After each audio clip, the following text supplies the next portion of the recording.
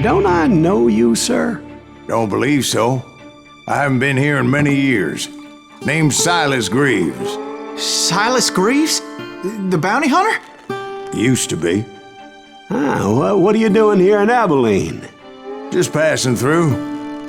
Got a little business to take care of. Well, sir, it would be an honor if you would allow me to buy you a beer. Hell, son, it would be my honor to drink it. I'm Molly. Howdy. I'm Dwight.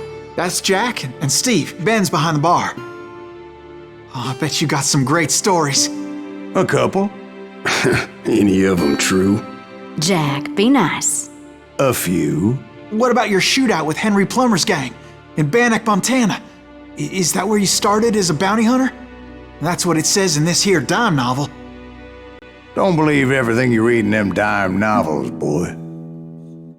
First man I hunted was back when I was riding with Billy the Kid. You knew Billy the Kid? Damn right. That scrawny son of a bitch had no fear. Wouldn't back down for nobody. I heard he collected the 10 stars off any crooked lawmen who crossed him. It was a war, boy. The Lincoln County War. And Billy promised his regulators would take the life of every bastard who helped bushwhack John Tunstall. Kid had a big chip on his shoulder and a hair-trigger temper. Made him dangerous as hell.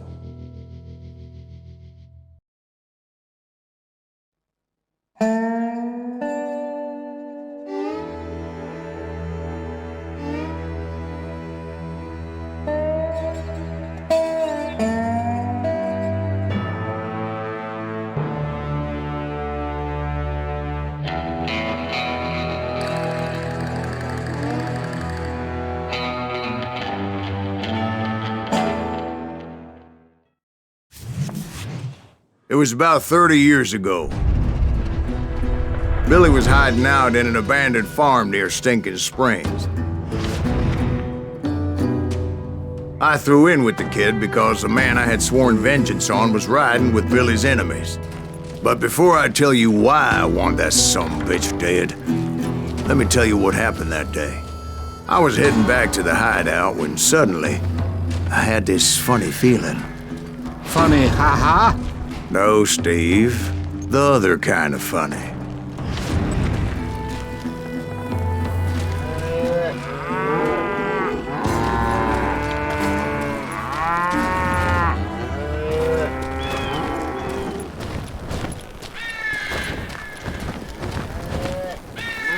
You heard Pat. You need to stay here to keep an eye on the road. That's not fair. We're missing all the fun. I knew those two morons would never let me through. I had no choice.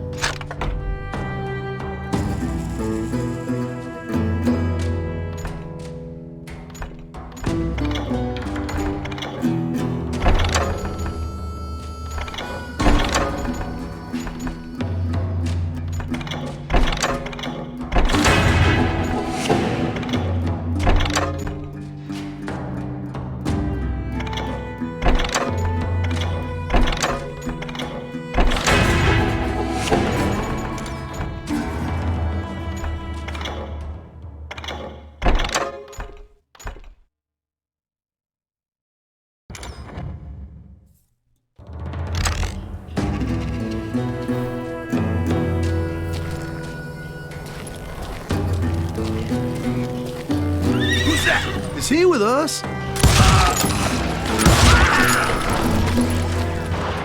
Was it Pat Garrett's posse? Oh, yeah. I heard the shots and I knew I had to move fast.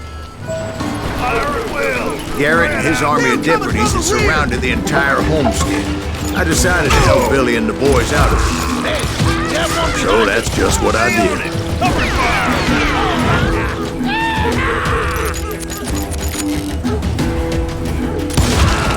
As the governor of New Mexico was paying for the kid's apprehension, Garrett was able to hire every gun hand in Lincoln County.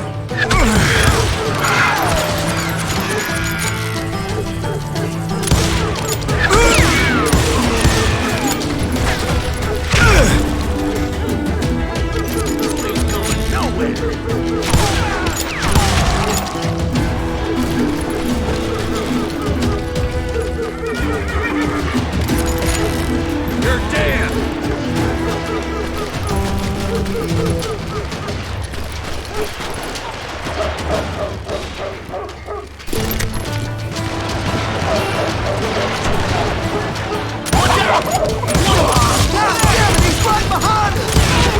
Garrett's men were running around like a bunch of chickens with their heads cut off. Still, one of them reached the water tower.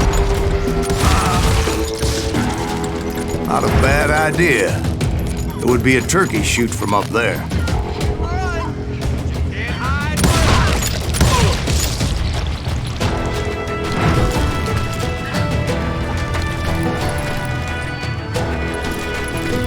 Luckily, these shooters Garrett hired weren't the sharpest tools in the shed. A lot of them were saddle tramps or sod busters or drunken drifters looking to make a few bucks.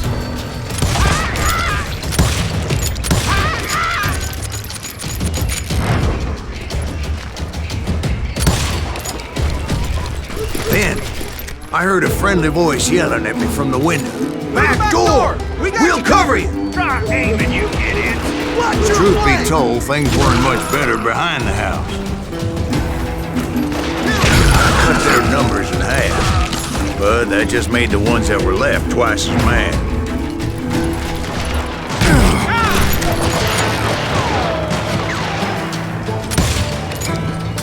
They made up for their lack of skill with a seemingly endless supply of ammo. It was a bit of a slog, but I finally fought my way around the back of the house. And like that, I was inside, bastards. None the worse for wear. I passed Dirty Dave, and upstairs I found Billy and Charlie Baldry. I'm putting you down!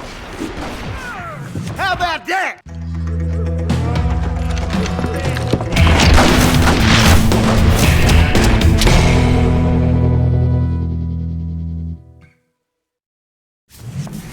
Billy looked at me and said, "About time, amigo!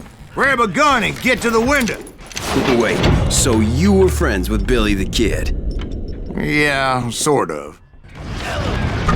Anyway, we were surrounded by dozens of deputized shooters who wanted to do us harm.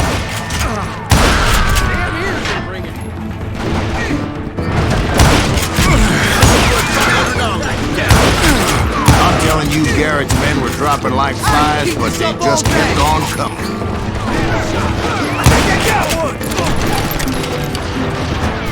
Where'd he come from? Where the hell Garrett get to?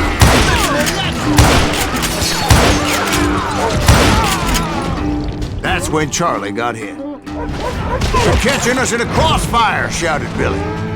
"Get to the other side!"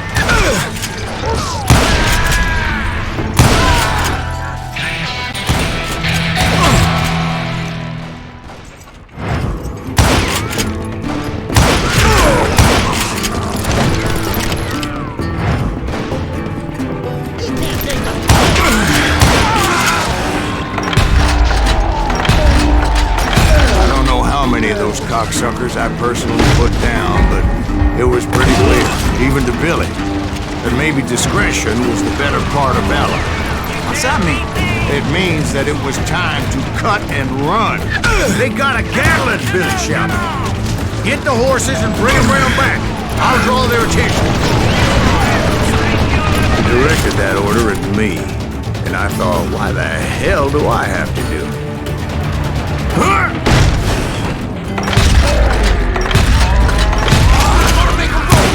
Those poor sons of bitches are done! Many would have fled in my place. But I had that false sense of invincibility that many young men have. Like Jack here. What are you saying, old man? Jack, he's just joshing with you. Yeah, he better be. Mr. Greaves, please continue. Please, call me Silas, ma'am. Now, where was I? You were heading for the bar. Right. Making my way past a passel of fallen foes. Sounds like Garrett hired a whole regiment of hired guns. Yeah, and just when I thought I was done with them, more of these hapless bastards would pop up. Finally, I had the stables within my reach.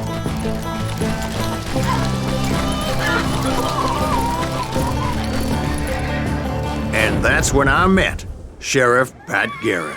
I read that you went toe-to-toe with him, sir. That backstabbing bastard with that tacked-on tin star.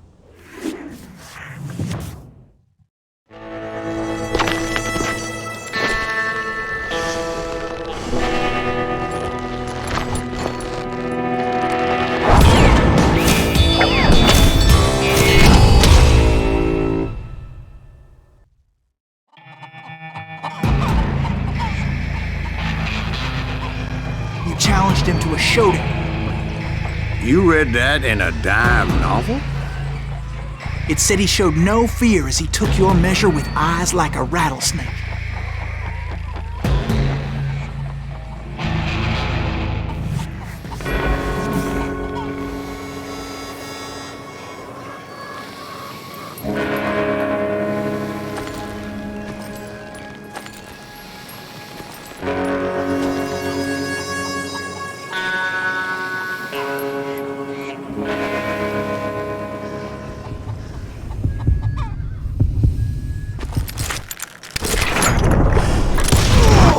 And that you killed him in a fair fight. Is that what that Penny Dreadful said? No, boy. That ain't what I meant when I said I met Pat Garrett. So let me start again. I finally reached those damn stables.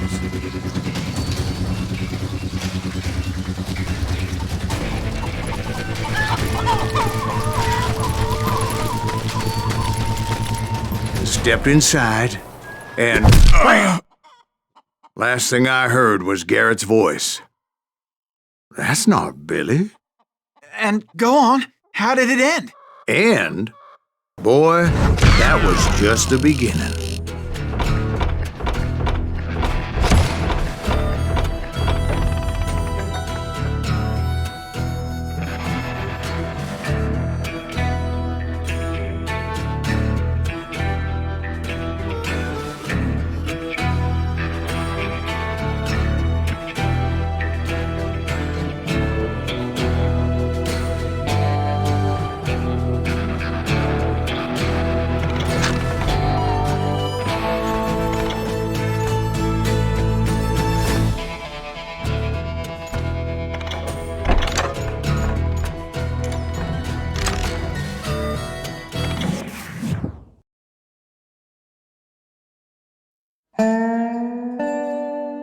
So what happened? Did Garrett arrest you?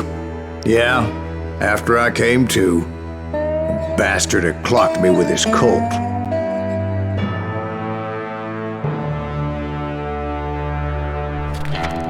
And the kid surrendered? When he realized there was no getting out of there alive. So they locked you up in Lincoln? Indeed they did. Sentenced me to hang right along with the kid.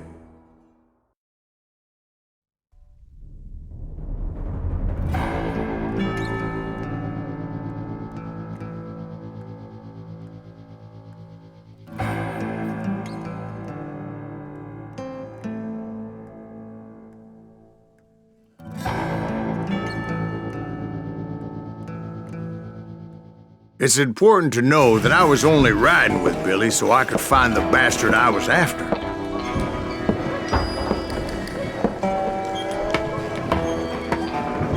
He was with John Kinney's gang, and they were sworn enemies of Billy's regulators. Why were you after him? I owed that son of a bitch a bullet for what he had done to me and mine. Instead, all I got for myself was a goddamn death sentence. Luckily, it was right around then that I heard Billy make his move. He shot Jim Bell and a few other guards as he made his getaway. Later, they wrote that some lady friend planted a pistol for him in the privy. What the papers didn't say is that Billy helped me escape too.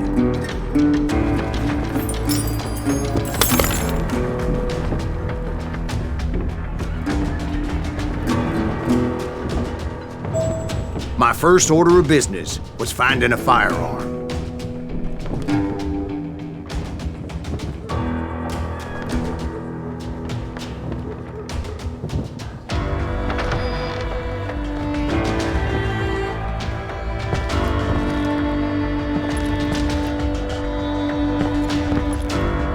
Luckily, I located Deputy Bob Ollinger's mean-ass shotgun.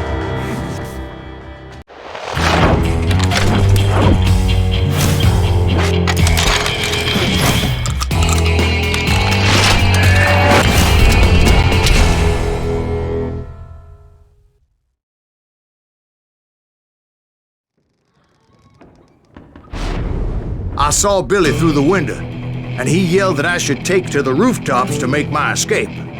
So I did. Anybody see Billy? Hell yeah. That scatter gun was like a double-barreled howitzer. It could blow a man clear off his feet. You hardly had to aim at that. The kids' escape raised a huge ruckus. Guards were everywhere looking for it. Oh my God! Anybody see him? I had to jump from roof to roof like a damn alley cat. I followed the planks where I could. Some of that wood was slippery as hell. The whole town was up in arms. And suddenly, I was a fugitive. Dad's gonna kick our ass! So that bastard you were after, what did he do? He did me and my family a grievous harm. But I knew if I was ever gonna find him, I would need to get my ever-loving ass out of there. I tried to be stealthy and sneak my way past. This town doesn't have a moment's peace. You! But hell if they weren't all waiting for me. Apparently, some of them thought I was Billy. Can't hide forever! Go to hell!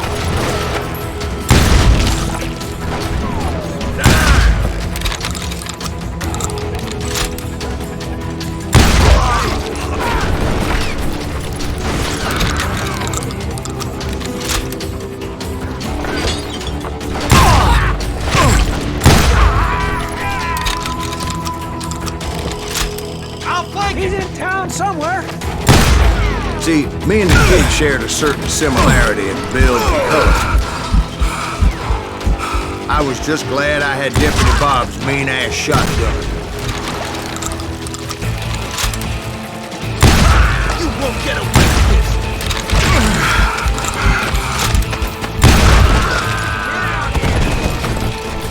They're shooting in the street! Put down your weapon!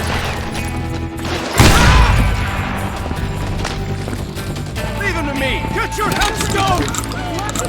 There's children here. So much lead was whizzing by my head, it was like everyone in Lincoln wanted to put me in the ground. I knew I needed to find a horse. Though I never did have a great fondness for those four-legged grass eaters. Smelly, sweaty, ungrateful beasts. We prize them too high, if you ask me. Damn ears are ringing! I don't get paid enough for this! You're threatening the lives of innocent people.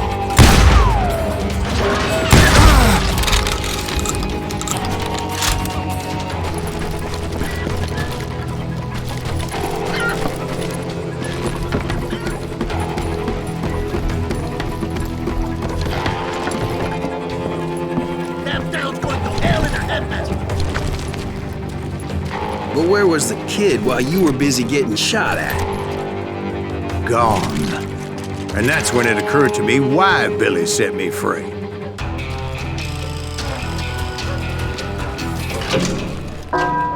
There he is!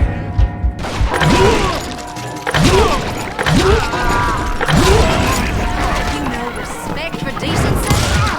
So I could be a hapless decoy and draw attention while he snuck out of town.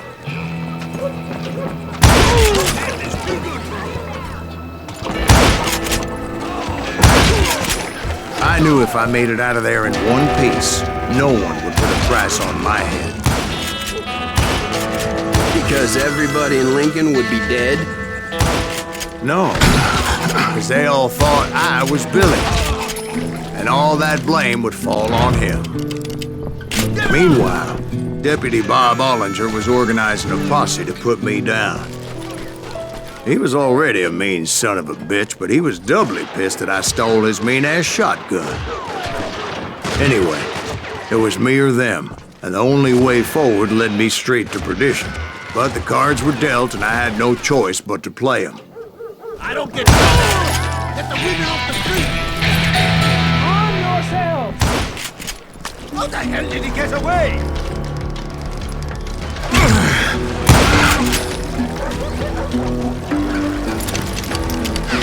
We're gonna be in deep shit when Pat gets back.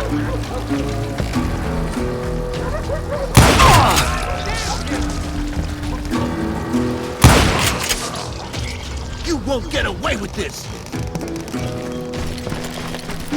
Hey, I'll flank it! We can take him!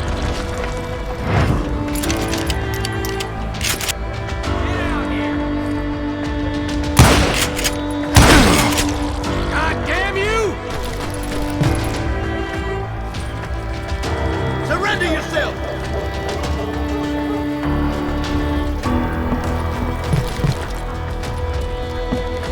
I've got this! Let him get away!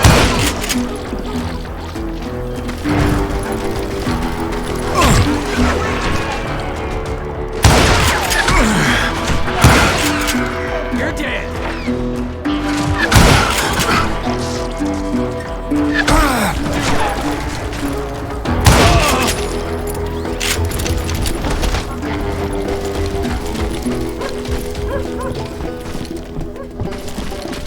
Finally, I found what I was looking for. The stables on the edge of town.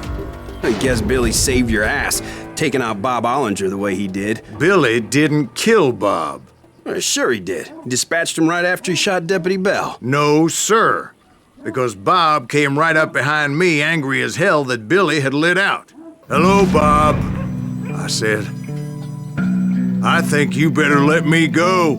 And he says, "I don't think so, boy. Not with my shotgun." So we stood there in the middle of the street, eyeball to eyeball. He intended to kill me, and I knew I had no choice but to defend myself.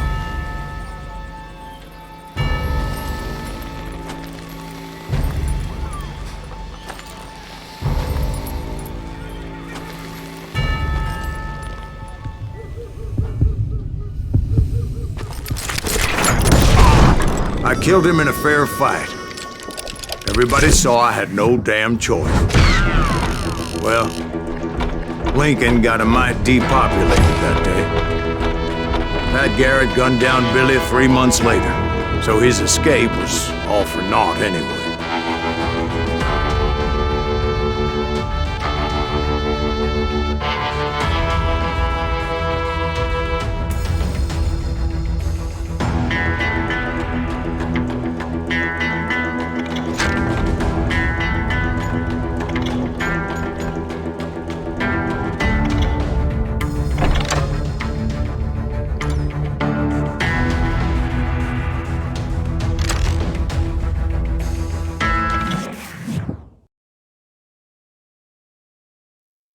So where'd you go after Lincoln?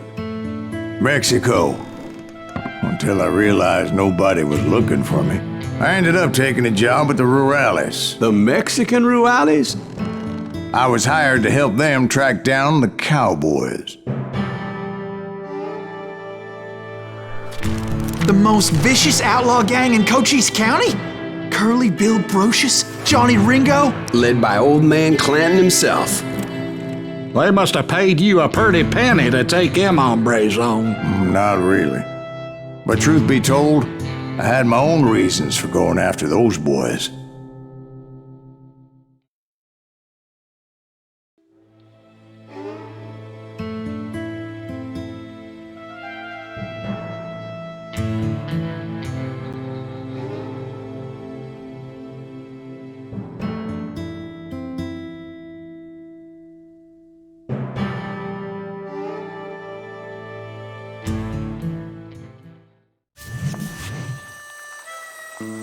So was the bastard you were after now riding with the Cowboys?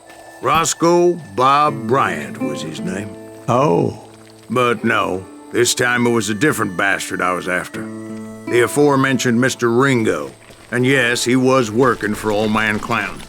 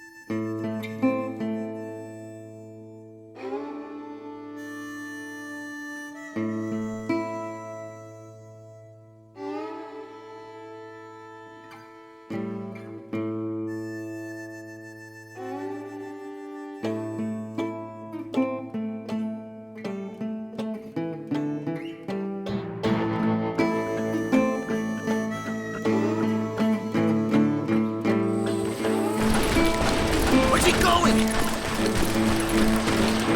I came upon them robbing a stagecoach, which wasn't surprising, being they were such murderous thieves and bastards. The bandits wore red scarves, so I knew they worked for the old man. Over there! There! Ain't got nowhere, hombre! I did my best to help those poor passengers.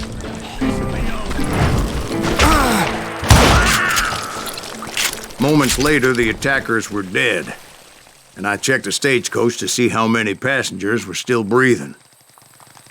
None. It was then I wondered if the rocks weren't hiding more bandits. Was that all of them? Or did I just hit the rear guard? I quickly got my answer. They attacked from on high like Apaches often do. They would appear in great numbers from above and rain down lead on their hapless enemies' heads, making use of the high ground and whatever else they had. Yep, the Apaches always appeared out of nowhere, and there never seemed to be an end to them. Hold on. Were you attacked by Apaches? What happened to the Cowboys? Did I say they were Apaches? I said Clanton's Cowboys attacked me Apache style. I was in a pitched battle, but I was holding my own against an overwhelming enemy force.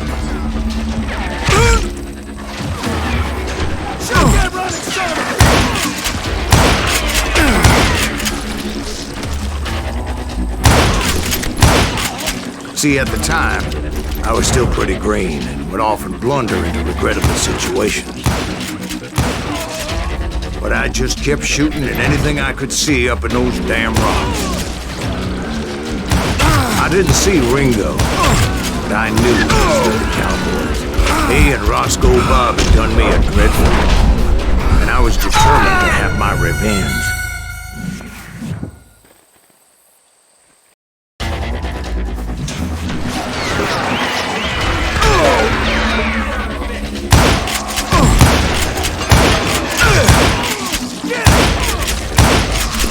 See, at the time, I was still pretty green and would often blunder into regrettable situations. But I just kept shooting at anything I could see up in those damn rocks. I didn't see Ringo, but I knew he was with the Cowboys. He and Roscoe Bob had done me a dreadful wrong, and I was determined to have my revenge. But to get to Ringo, I knew I'd have to fight my way past these other assholes first. Unfortunately, I was running out of ammo. Another perfect example of my relative inexperience as a hunter of men. I immediately knew that a tactical retreat was called for, as my vengeful fury was much less impressive without the bullets to back it up.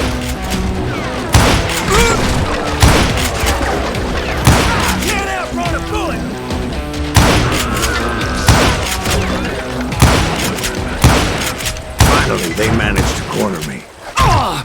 Trapped as I was, the odds of my survival seemed pretty slim.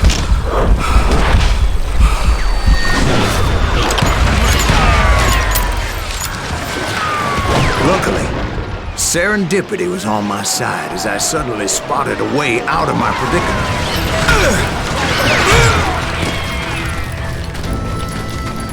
Where's he going? I ran ahead, as if the devil himself was after me. Bullets were whizzing by my ears, but I wasn't about to roll over and die. I just kept running like there was no tomorrow. Because there wouldn't be if Clanton and his men caught up with me. As I was scurrying around those caves, I thought, what was I thinking? Going up against a gang like this?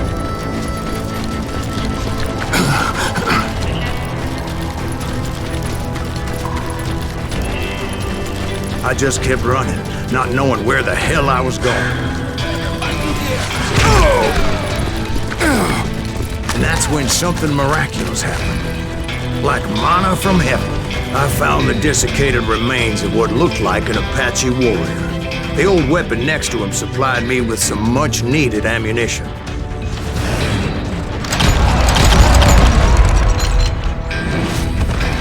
Pat Masterson once told me it was more important to be lucky than good, and he would know.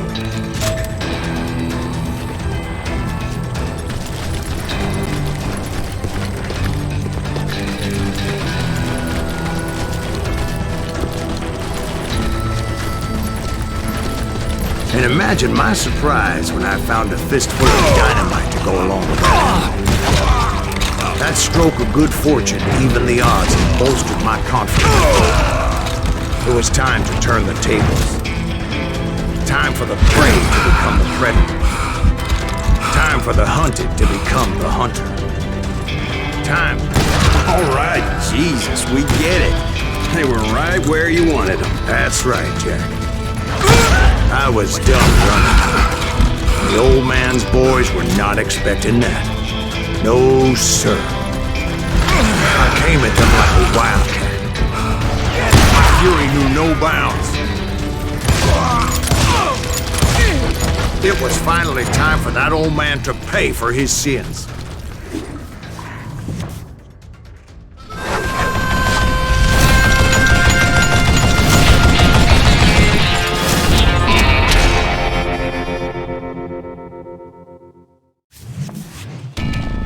I yelled out at the top of my lungs, "Clanton, I'm coming for you!" A little stealth might have made more sense, to be perfectly honest. Because that old fool had a Gatling gun and enough bullets to last him till kingdom come. But I knew I could not let that deter me. Not if I was to find and kill Ringo. I needed to get that old man off that gun.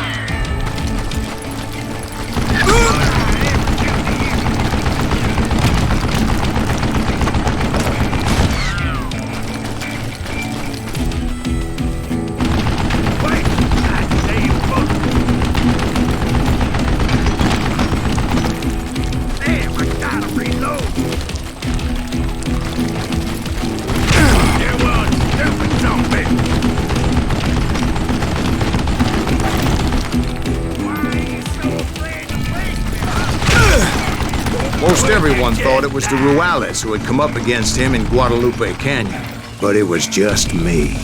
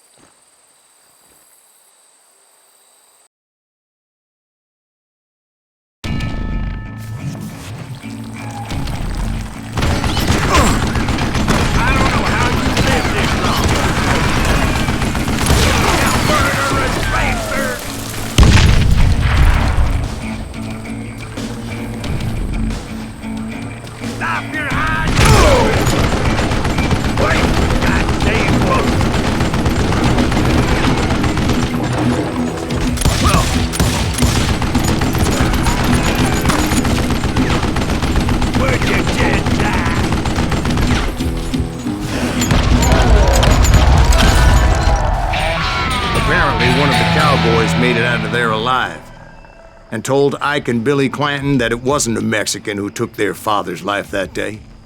They just assumed it was one of the Earps, and that little misunderstanding eventually led to that legendary gunfight at the OK Corral.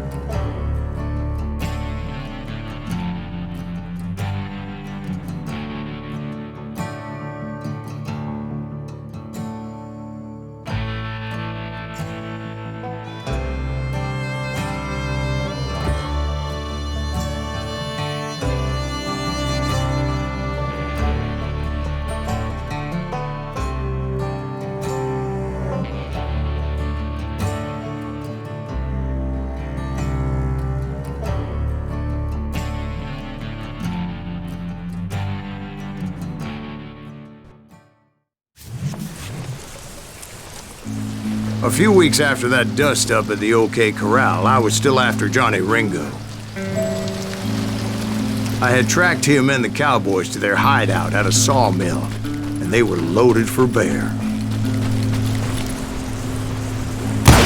So, what exactly did Johnny Ringo do to piss you off? Well, him and that other bastard. Roscoe Bob Bryant? Yep. They both deserve to die, and I promise I'll tell you why. But first I need to tell you about the Cowboys' new boss, Curly Bill Brocious. Herb's coming! Get ready, boys.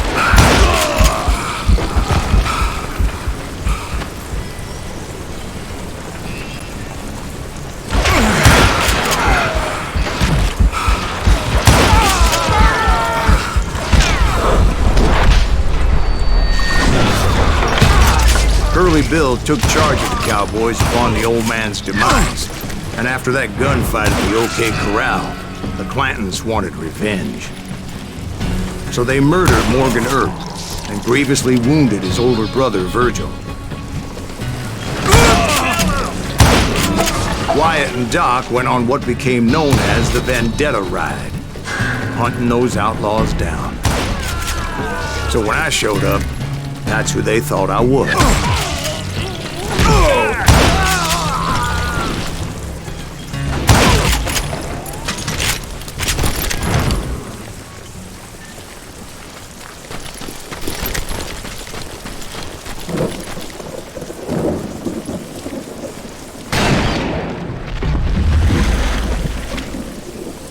There were killers around every corner, all wearing red bandanas. That's how the Cowboys identified each other, and I was beginning to wish I had one myself.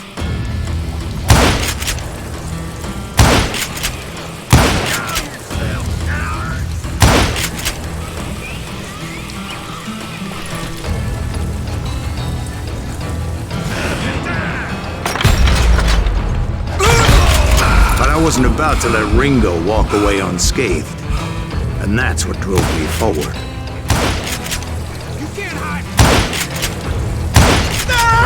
They say that Ringo was infernally fast. I hardly saw anyone faster, boy. Certainly not Wyatt Earp. That man was all hat and no cap. Earp wasn't much of a match for him, but Doc Holliday might have taken it. That Lunger should have kept his nose out of it. They never charged anyone for the murder of Morgan Earp. But everybody knew that Curly shot him in the back. That was common knowledge. Yeah, maybe so. But Ringo had nothing to do with it. He was just being loyal to a friend.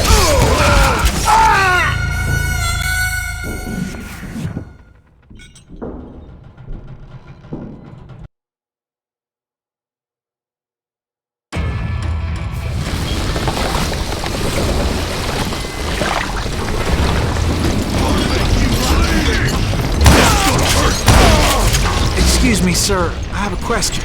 What's that, Dwight? After old man Clanton died, why didn't his son take over the Cowboys? Because Ike Clanton was dumber than a box of rocks and a yellow belly to boot.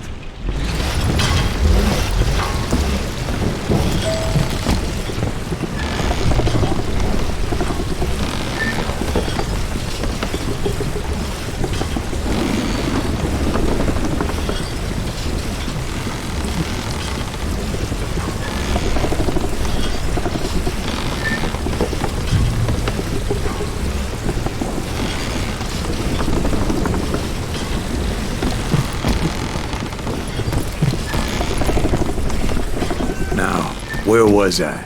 Taking down the entire cowboy gang single-handed. Indeed I was, Jack.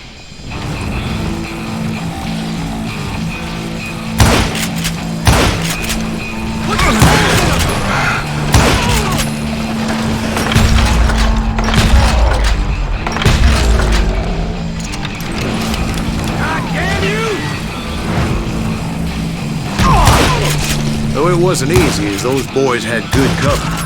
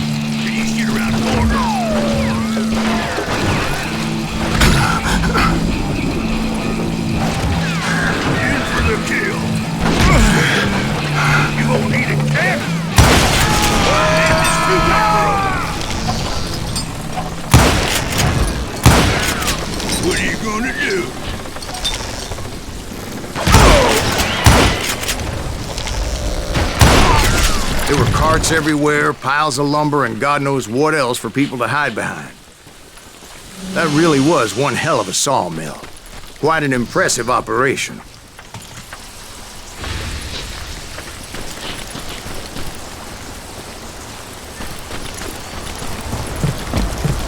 And where was Curly Bill? Did you see him? I'm about to get to that, Ben. Patience. I'm painting a picture here. There was this beautiful waterfall and a crystal clear stream that led to a verdant valley that was truly... Consider your picture painted. What happened next? Well, finally the bastards that were still alive made a last stand.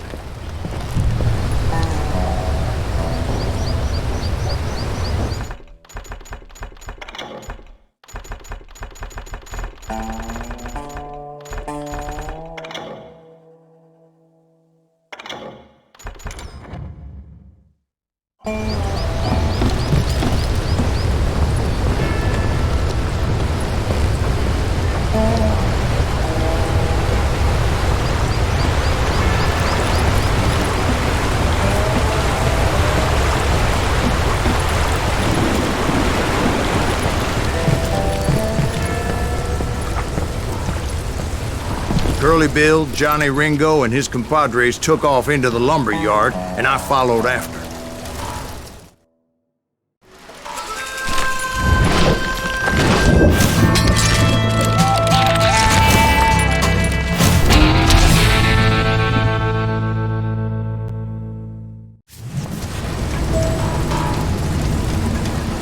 Are you saying they ran? Cowardice was not in Ringo nor Curly Bill's nature. No, sir. I never said they were running scared. They just wanted me out in the open. Time to dance with the devil! You working for Wyatt Earp? Did that sumbitch Earp send you to kill me? Come on out, son!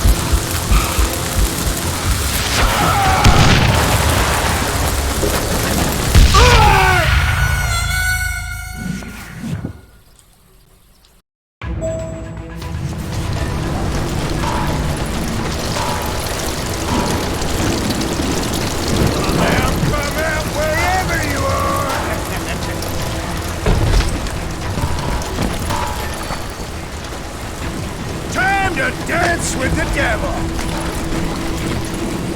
You working for Wyatt Earp? Did that sumbitch Earp send you to kill me? Oh, wanna play hide and seek? Showing up here all by your lonesome. My bottle! Help me out!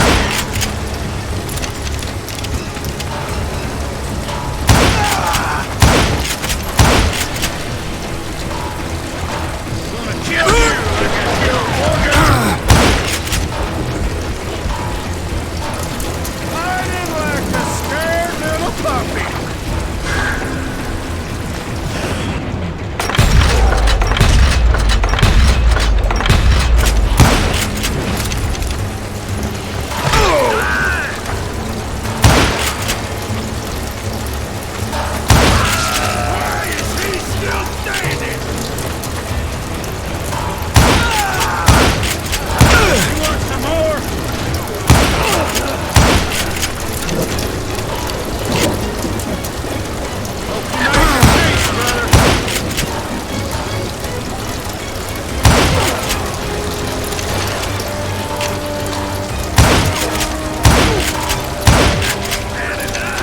Brocious gave me no choice but to take his life. But Ringo was nowhere to be found.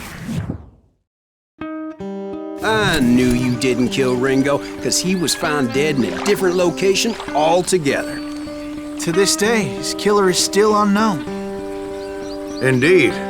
Took me a few months before I finally tracked his ass to West Turkey Creek Canyon.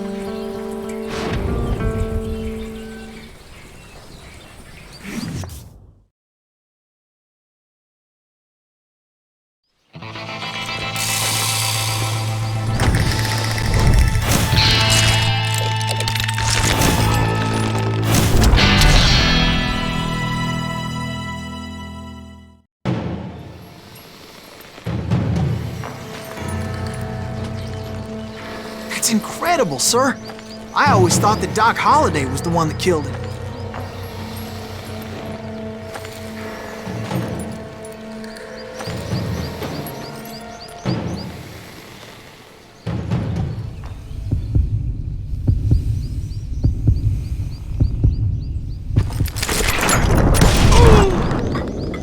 Sorry I had to ruin the legend for you, boy. But the legend ain't always true. Doc Holliday had nothing to do with the death of Johnny Ringo.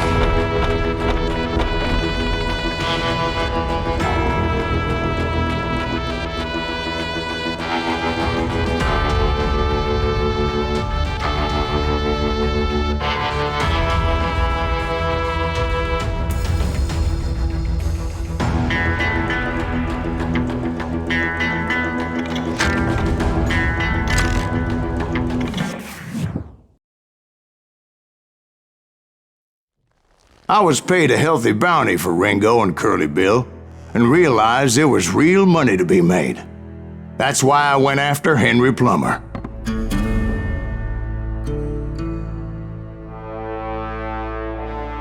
Now, wasn't he the sheriff who augmented his income by shaking down miners and robbing gold shipments? That's the one. Oh, yeah, I remember him.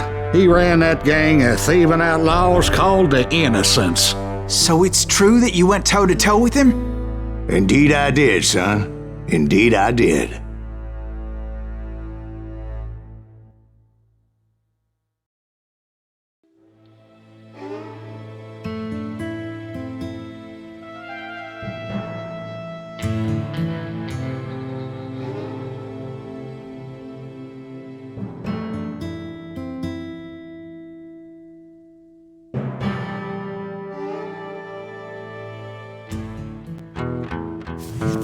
I knew I needed resources if I was going to track down Roscoe Bob Bryant, and hunting Plummer looked like a good way to get rich quick.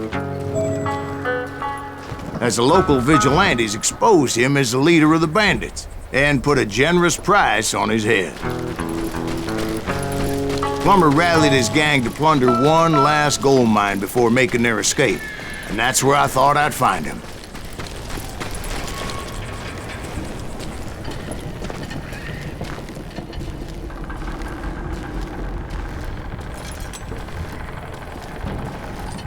It makes me nervous standing so close to all these goddamn barrels of gunpowder. Why would you be nervous? No one has the cojones to come after us. As long as you don't light up a cigar, we're fine. Yeah, besides, George is up there on the rocks with that rifle of his. Nothing gets past him. As my late father pointed out to me more than once, God made men, and Samuel Colt made them equal.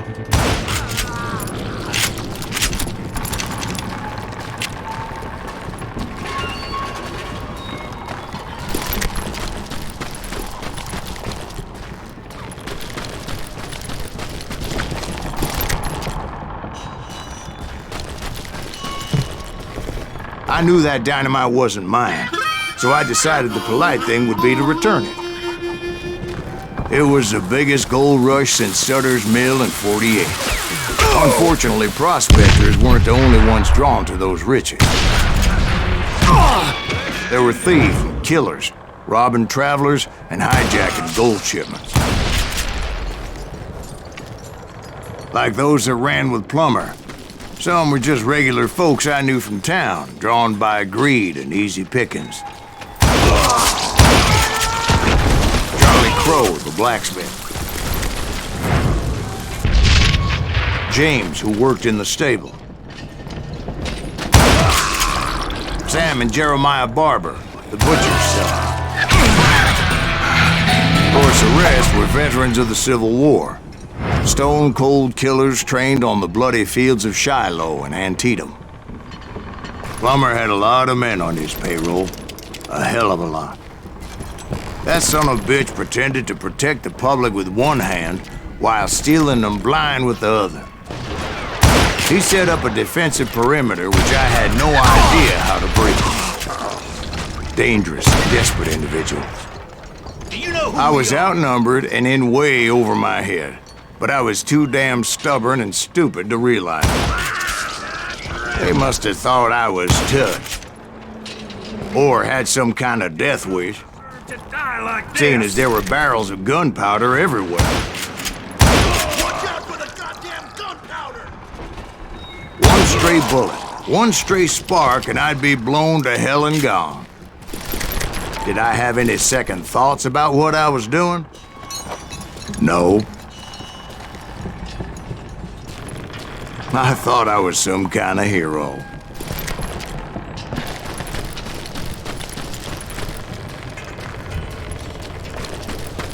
I finally made it past and headed on to meet my destiny. But first, I had something I needed to figure out. I had a few ideas on how to get into that mine, but once I made my decision, I knew there was no turning back. So my first thought was to enter the nearest mine portal. I saw an entrance. Made sense. It was the quickest way in, but that also made it more dangerous.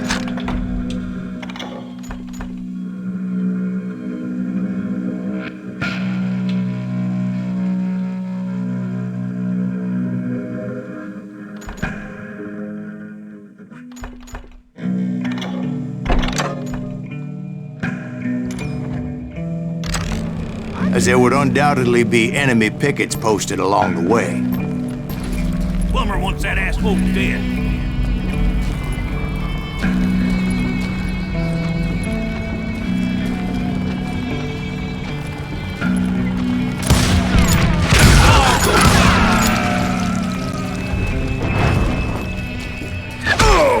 Just me and you.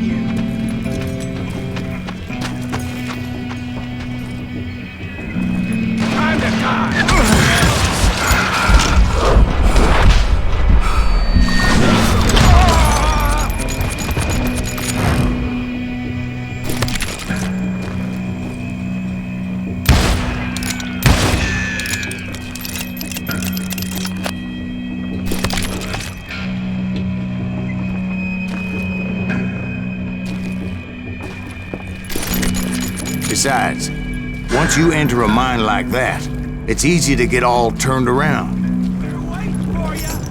And that confusing maze of corridors wouldn't even be the worst of it.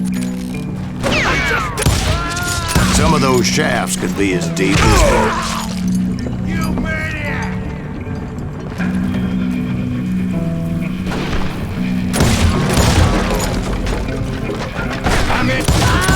A single stumble or misstep can easily end in a deadly plunge to oblivion. You must be about out of bullets.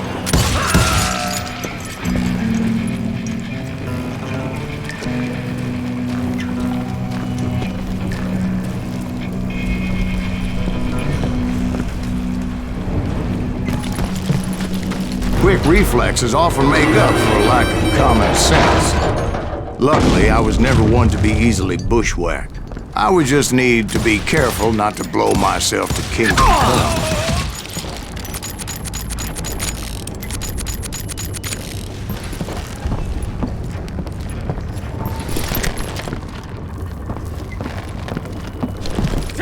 With all that gunpowder and dynamite everywhere, a body has to know what he's shooting at.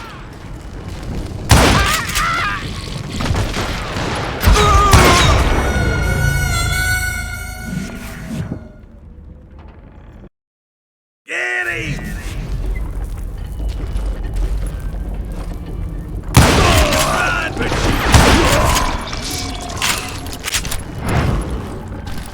One wrong bullet could have turned that mine into a dad-blasted tube.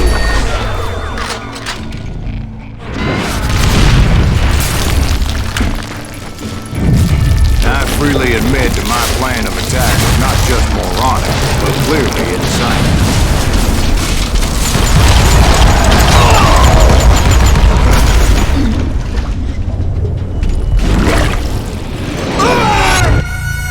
It's a good thing that I abandoned that ridiculous plan before I even tried it.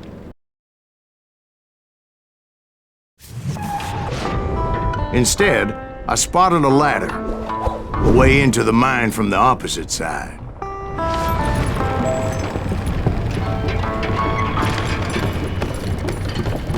It was a long way around, but that approach seemed more sensible at the time. Of course, being I had a problem with heights, that scaffolding scared the bejesus out of me. Climbing down that ladder required some caution, because even though I had a younger man's reflexes, no man can dodge a damn bullet while climbing down a rickety ladder. I needed to make a leap of faith, which ain't easy when you're suspended between heaven and hell. I was determined not to give up, however. As Sheriff Plummer seemed quite the despicable character. When the vigilantes discovered what the sheriff was up to, people were outraged. That 10,000 they put on his head would go a long way to helping me find old Bob. And I had made it my mission to settle that score come hell or high water.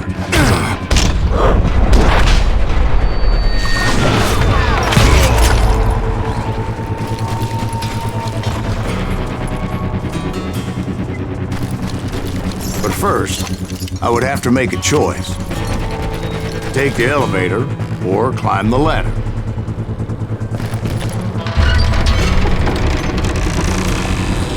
I picked the more convenient and more dangerous route.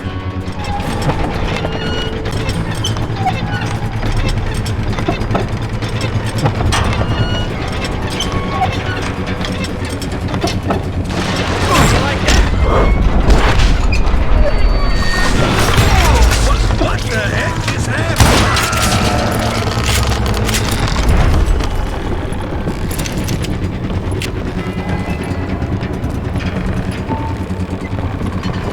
Plummer was a mad dog killer, and the people of Nevada City deserved it.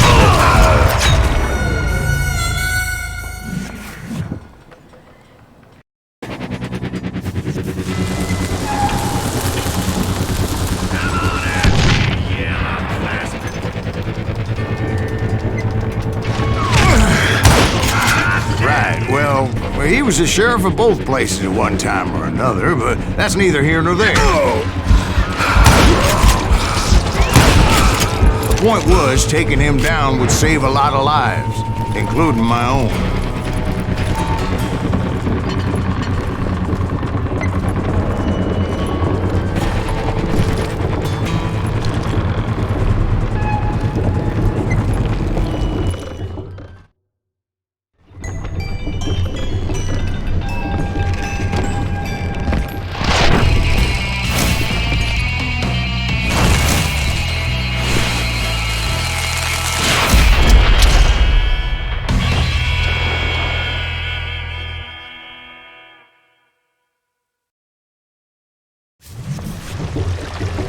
gonna need a dustpan to pick you up! This day is getting worse and worse for you, ain't it? Henry Plummer was clearly unhinged, and I could see right away that this was gonna take some doing. That had to swap! I'm going all medieval on your ass! I need some help here! Come on, boys! Take this cocksucker out!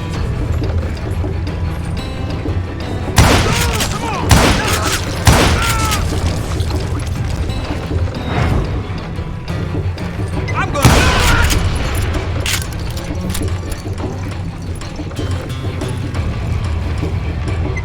They're gonna bury you in a million pieces!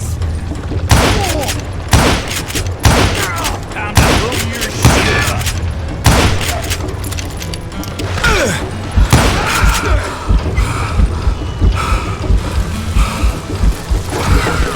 You can't beat the innocent.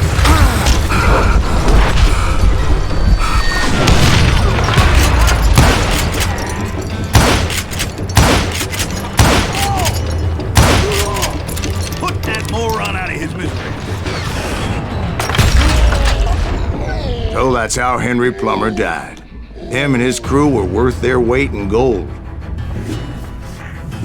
And now, I was officially a bounty hunter.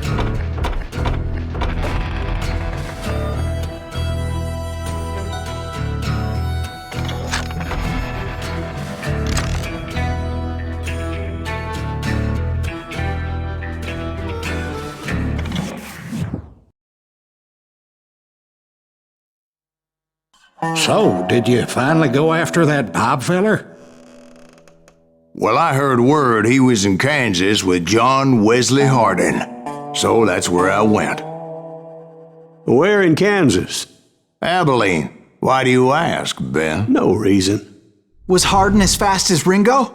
Ringo was fast, but John Wesley was as fast as the devil himself.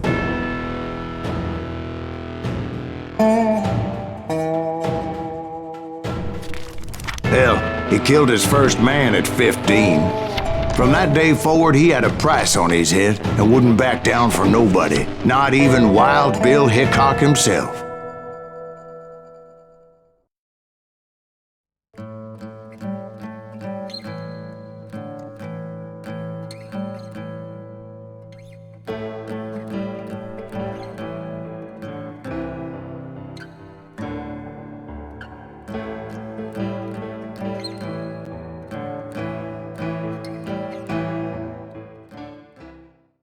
I dodged death many a time, and that night in Abilene was no different. What the heck just happened? I was there with the intention of finding that bastard Bob and collecting the bounty on John Wesley.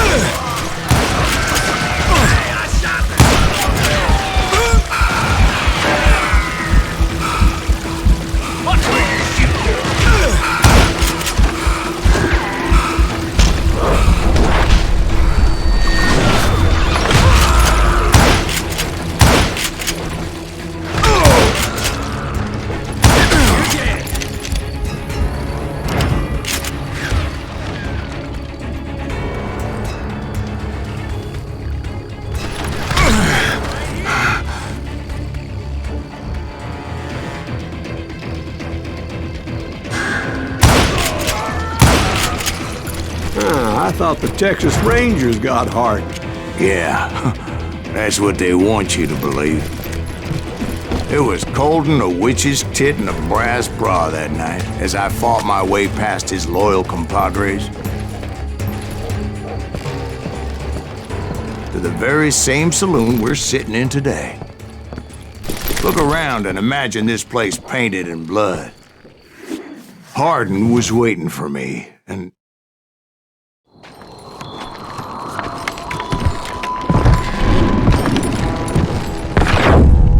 wait, I'm jumping the gun here. Let me back up and give you some background on this sumbitch. He deserves that much. Don't you think so, Ben? John Wesley Hardin was a killer.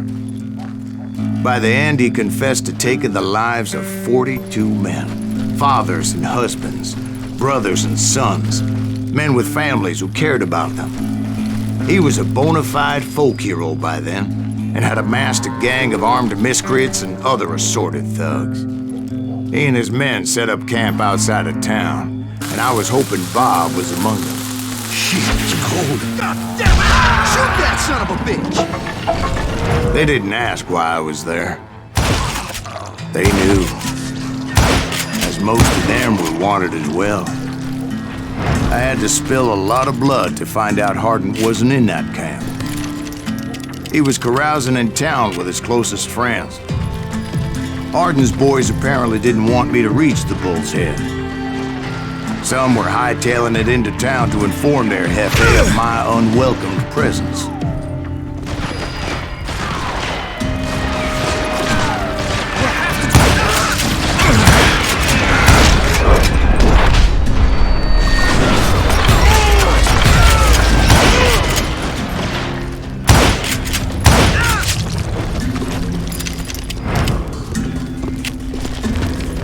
Tell Hardin someone's coming for him.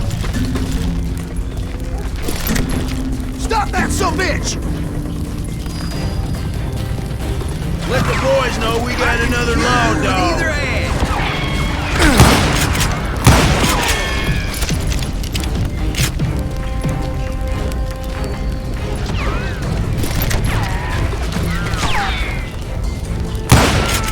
I wondered if Bob was among them.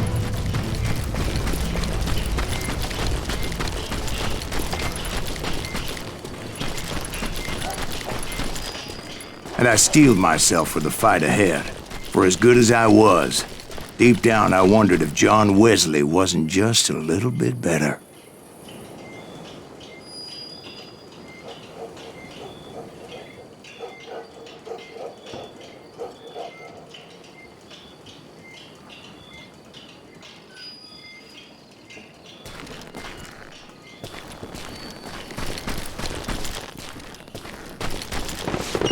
Before I could test my mettle against Hardin, however, I would first need to dispatch his cadre of hired killers. Most of these degenerates were beyond redemption, but John Wesley might have been a different story. I didn't learn until later that that night was in fact his birthday celebration.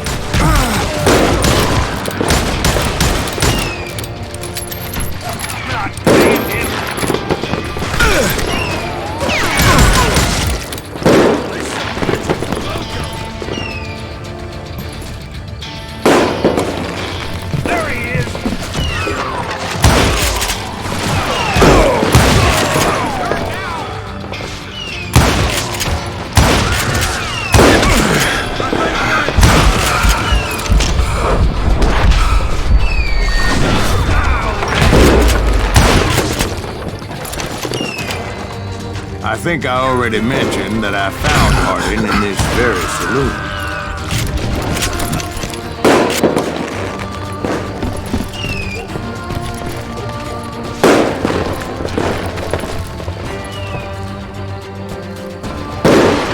Suffice it to say, nobody there was happy to see me.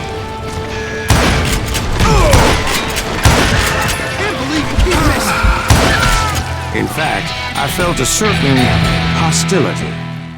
You can't hide from me.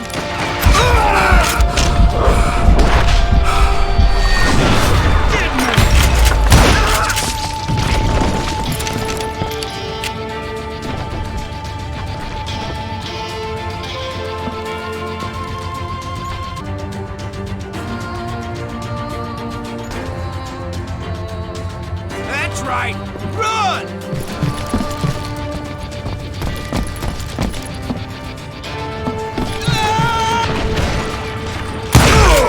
I was disappointed that neither Bob nor John Wesley were among the dead.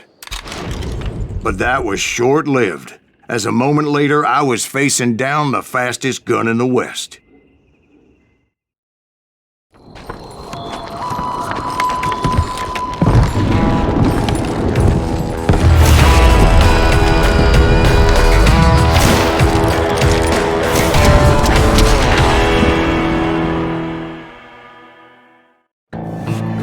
felt a bolt of adrenaline. Or maybe that was fear. He was well known for his tricks, and I knew I'd need my own if I was ever to defeat him.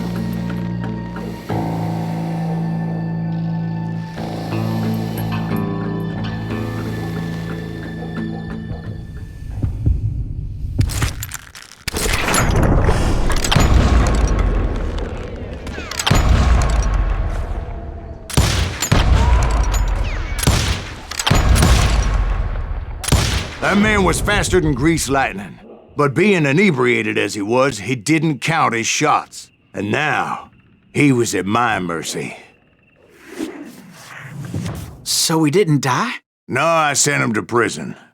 Years later, after he was free, some restless Avenger took his life. Shot him in the back at a saloon just like this one. Anybody up for another beer? Ben?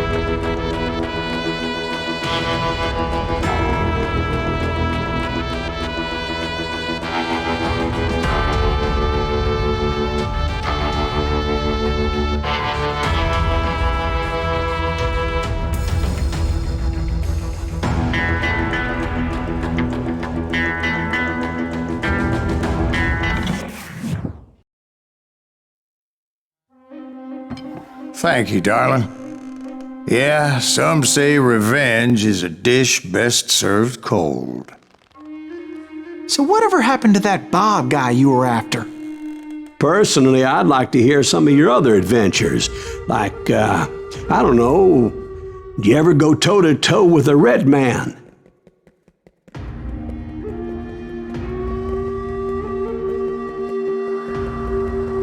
Yes, I did, Ben. I remember once I was after this renegade Apache, Grey Wolf. Strangely enough, revenge was also his primary motivation.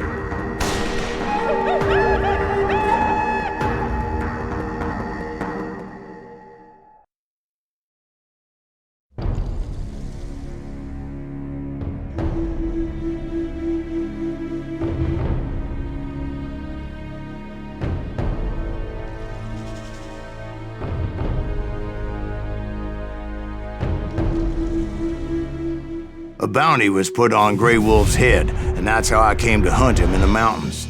Mountains so high they tickled the nether regions of heaven.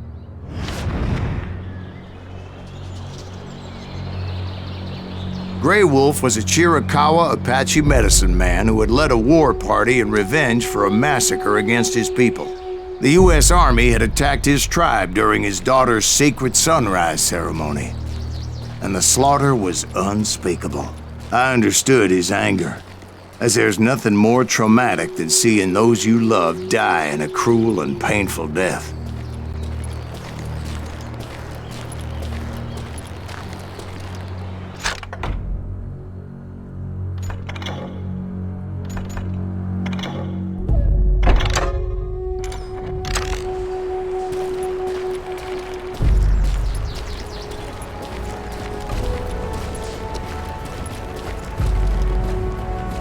Right from the beginning, I couldn't shake the feeling that Grey Wolf was watching my every move.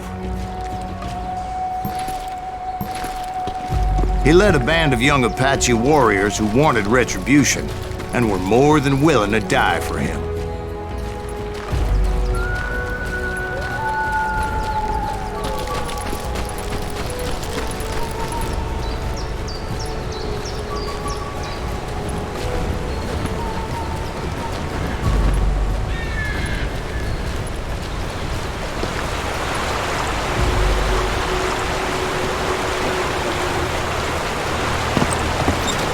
They saw me before I saw them.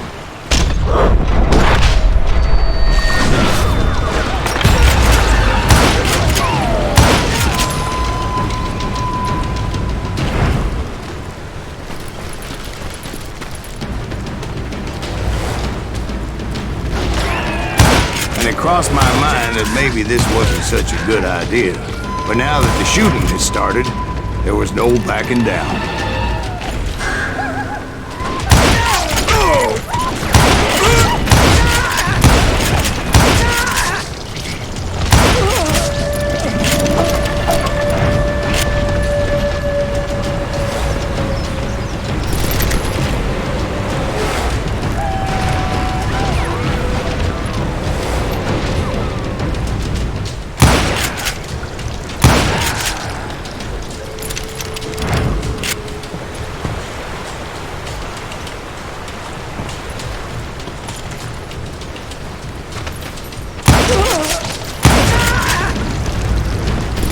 was rugged country, the winter home of the Chiricahuas, and that's why they had retreated there.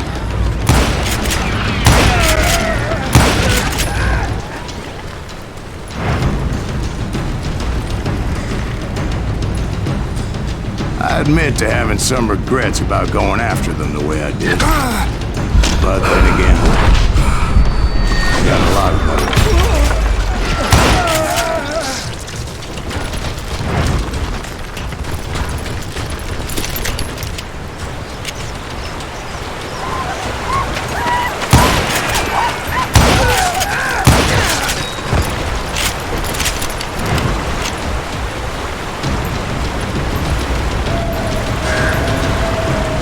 Grey Wolf? Not at that moment, but I did find the entrance to their hideout.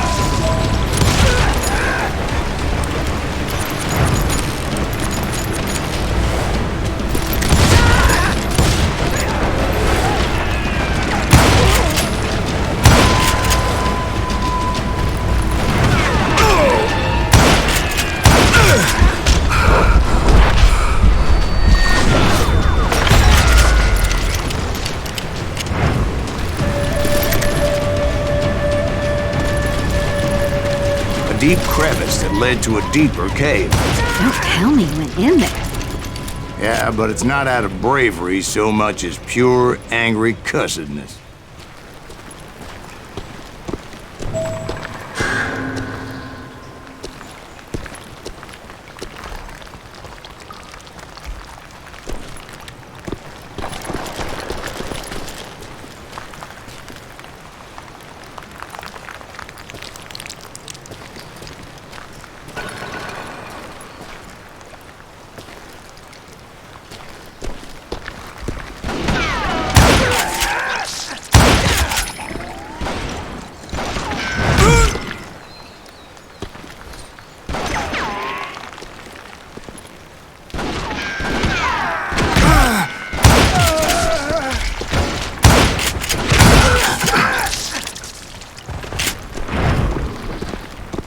See, back then, I had a stubborn streak a mile wide, and I wasn't about to back down. So it was like pitch black in there? Actually, it was pretty well lit, as they had torches on the wall.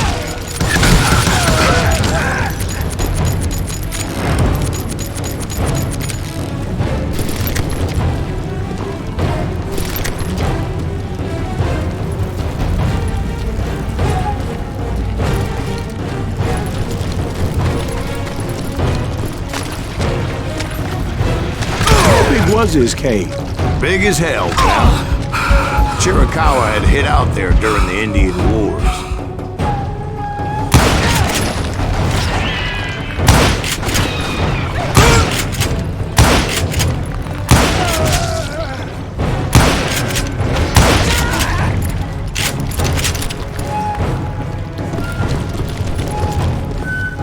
They thought it was haunted with the ghosts of those murdered by the horse soldiers. The cave was haunted with dead Indian ghosts? To be honest, I was more concerned with the live ones than the dead ones.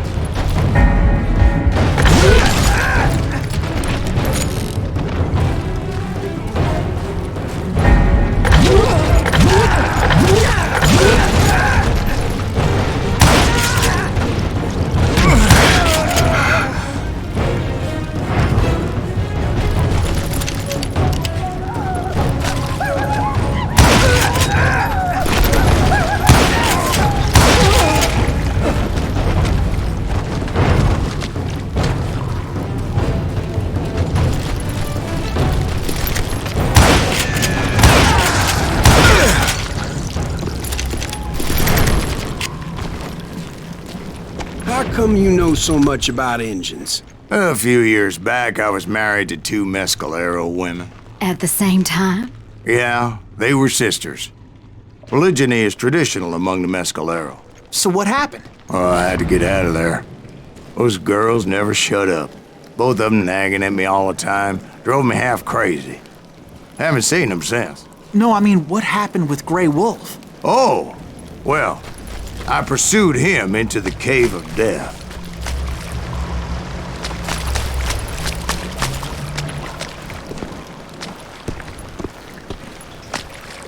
I came upon this flooded grotto, and that's when I saw him. He came to me unarmed and unafraid. His voice echoed in the shadows, and I sensed he meant me no harm. You carry great darkness in your heart, and if you do not release it, it will claim your soul. The sound of his voice put some kind of ancient Indian spell on me. As his story unfolded in my mind. You will come to this place again and kill many more men, and the darkness will grow until it consumes everything that you are. The soul would have no rainbow if the eye had no tears. He said I was a great warrior, a coyote man, unequaled by any other pale-faced warrior, or something like that. The snakes will bite shadows of your past until a venom poisons your heart, and an echo of the song of the dead summons the spirits deep from within the mountains. I didn't quite get what he was saying, but there was definitely snakes. And indeed, his warriors surrounded me and attacked me like hungry wolverines. They couldn't stop me, though, and Grey Wolf wasn't in the mood for idle talk.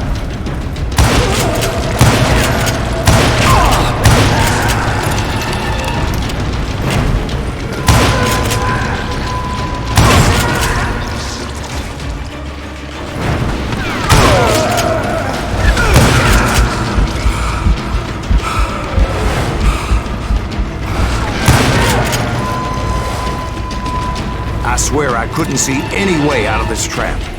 But suddenly, one just appeared. Kinda like a miracle.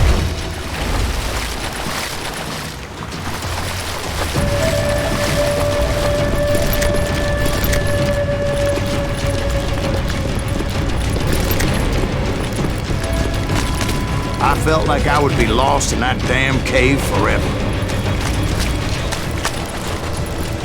Finally, I found myself back outside, perched on the edge of a precipice overlooking the thundering Whitewater River.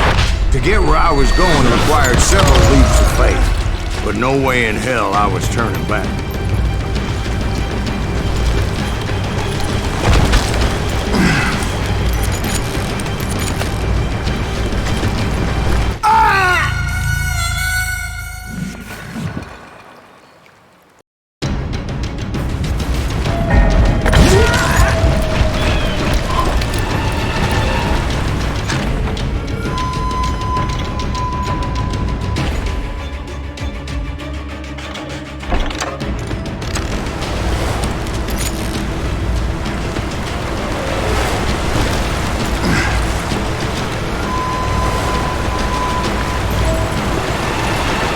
Chased after him, determined to make him explain the meaning of all that mumbo-jumbo.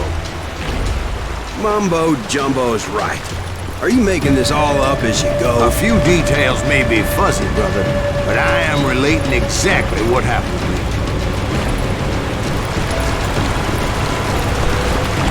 There were dozens of Apache warriors aiming at me from on high.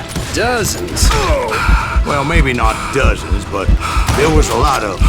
At least 3 or 4. Well, more than that, little lady.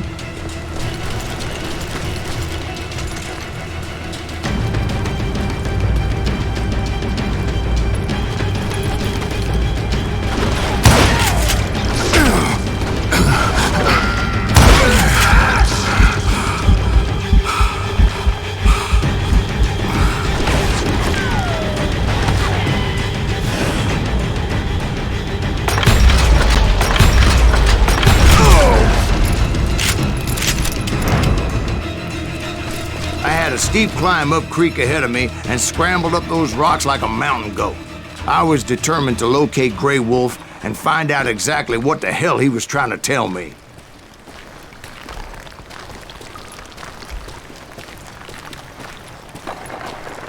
And wouldn't you know it, that crafty son of a bitch led me right into a trap. What kind of trap? Well, son, there had to be at least 100 Apaches around. 100? God be my witness. Oh, come on. Who are you kidding? Hey, I believe you. Come on, tell us how it ended. All right, but I'm not gonna drag this out. Where were we? You were surrounded by 100 Apache warriors. Well, I didn't take the time to count them exactly, but there were a lot of them. You were surrounded by 100 Apache warriors. Well, I didn't take the time to count them exactly, but there were a lot of them.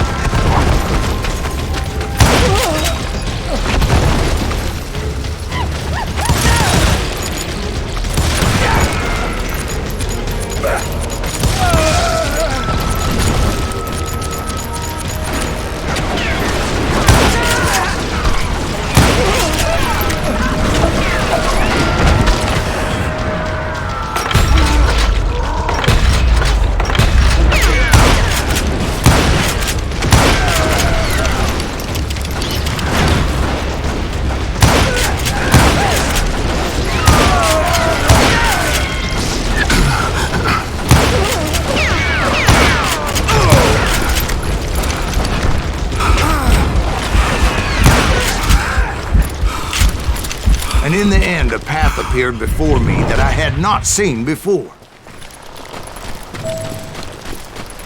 I followed it as I desperately needed to find out what Grey Wolf was trying to tell me.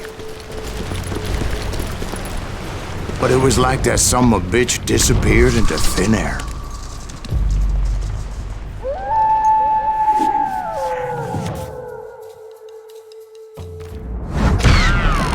Never did find him. And never did collect my goddamn bounty.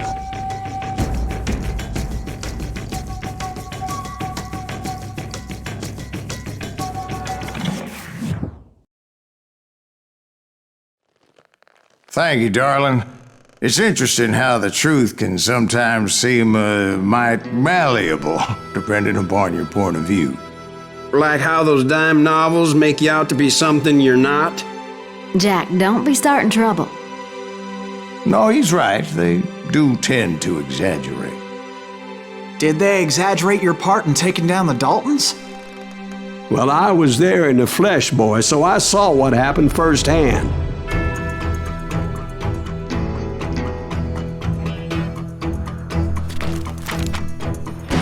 Those Daltons were lawmen once, before they all went bad, robbing banks and trains clear across the territory. Until Coffeeville, of course. I was one of the citizens who took up arms that day. Fighting on the side of right? I did my best, sir. We all did.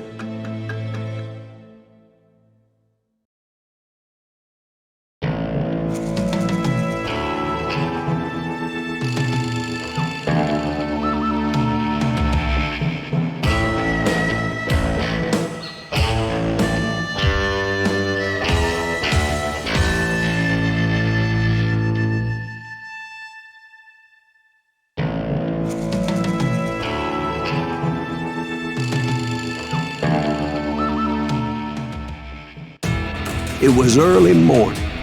One of my friends was a local gunsmith, and he handed out firearms to anybody who'd take one. You see, the Daltons got it in their heads to rob 2 banks at the same time. 2 banks on the same damn street.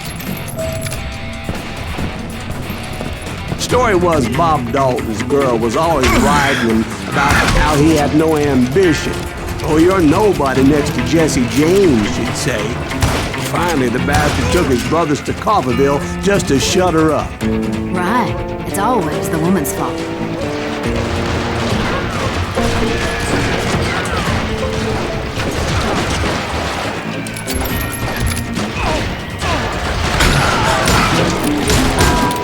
locals recognized the Daltons right off. Before they could get away, half the town took up arms to defend their property. Their first mistake was pulling a job in their own damn hometown. The boys grew up in Coffeyville, so everybody knew them. The bank teller tricked them, telling them the time lock on the safe wouldn't open till 9:30. Well, that gave the locals enough time to prepare an ambush for those sons of bitches.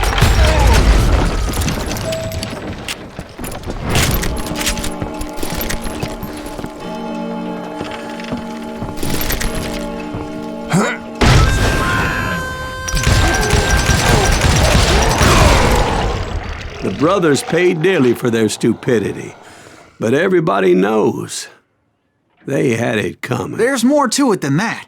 I read all about that day, so I know for a fact that it went down very differently.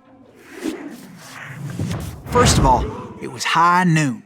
A posse of U.S. deputy marshals were on the rooftop across the street. Get ready, boys. They're gonna make a move. The lawmen had been tracking the Daltons for months. Now they finally had them dead to rights. Among them was a bounty hunter feared by many a lawbreaker. This man had no intention of letting the Daltons slip away. The marshals tried to get the Daltons to surrender. They'll give up eventually. We just gotta wait for some bitches. This bounty hunter knew that the brothers were far too proud to ever lay down their guns.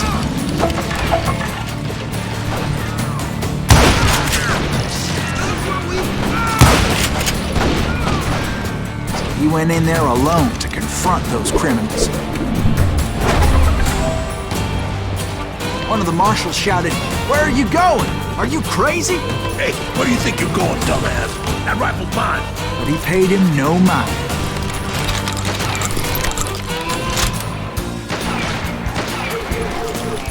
He saw a way to get around to the back of the bank. Then he figured out how to hit the Daltons from a direction they weren't expecting.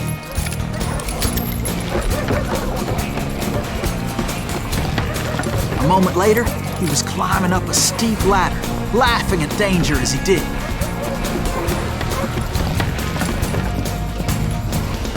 It was brave men like him who risked their lives to tame this wild country.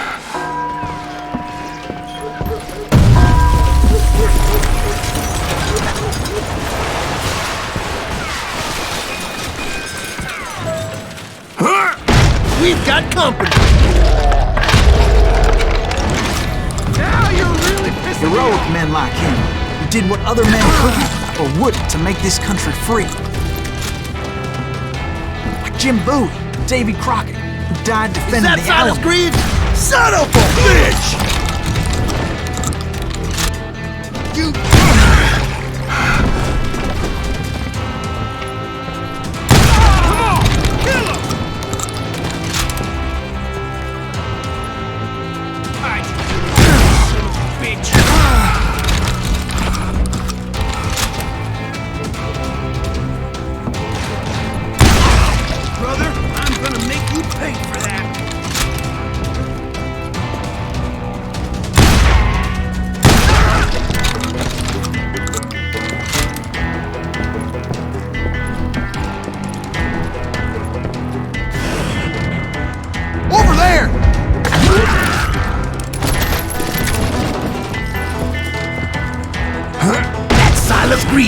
What the hell? Blam! Blam! He came away victorious, taking down those thieving Daltons.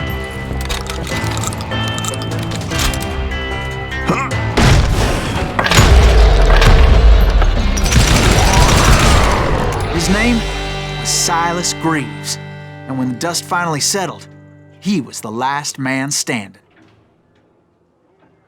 Sorry, kid, but that just wasn't the way it happened.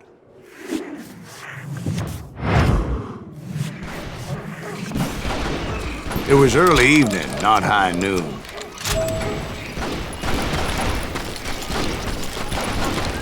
The Daltons blew up a safe, and were all set to hightail it out of there. I was late to the party, and Coffeyville was already up in arms. Those pathetic deputies surrounding the bank were dropping like flies.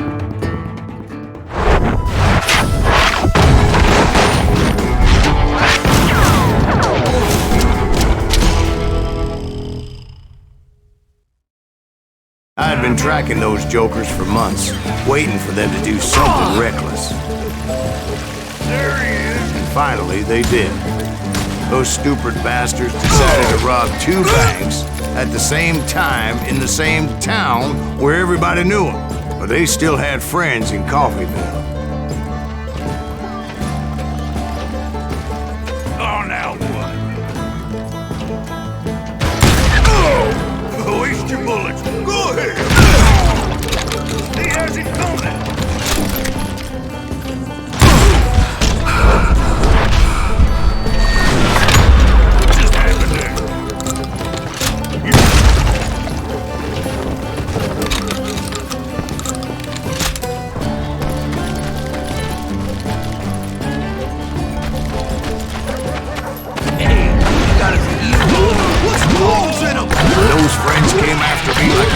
Wild dogs, tooth and nail.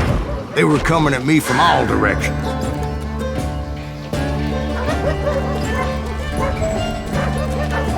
I caught sight of the Daltons running with the money and didn't want to lose them. Problem was, they knew the town better than I did. And to top it off, I found myself in the middle of another shootout entirely. Did the Daltons hole up in somebody's house? No, it was the Smiths, I believe. They were cousins of the Daltons.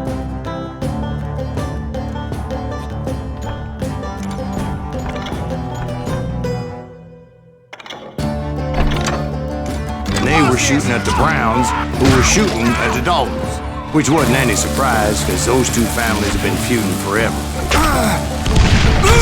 And since the Joneses are related to the Browns, they shot at the Smiths, pissing off the Heimhoffers, whose daughter recently married a Smith.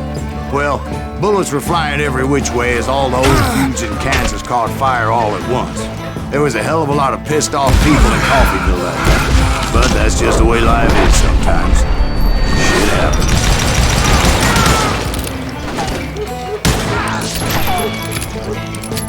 Kill yourself!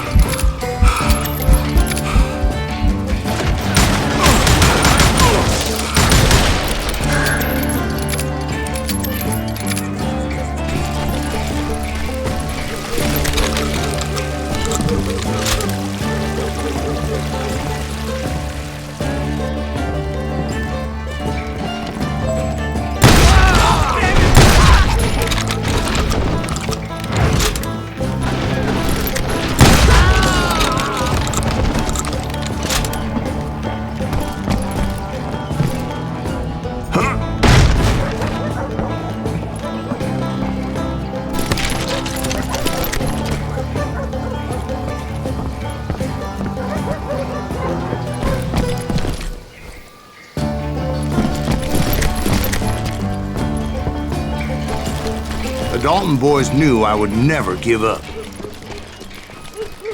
Those Daltons weren't the sharpest knives in the drawer, but they always stood together. They set a trap to slow me down and allow at least 2 of them to escape. The 3rd brother stayed behind to plant me, just in case that trap of theirs didn't work.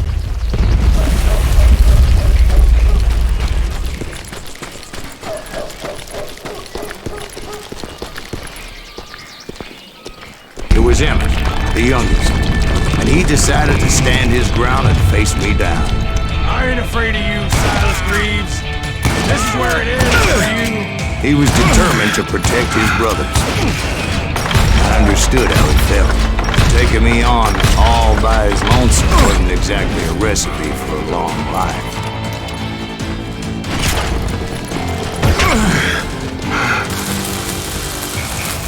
Now we're in it, Chief. I'll blow your damn head clean off!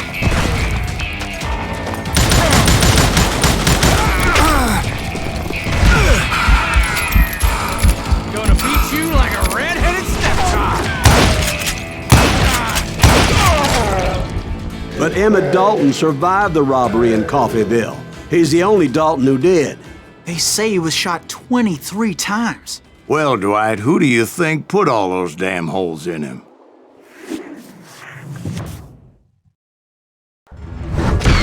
But I have to admit, that boy had grit.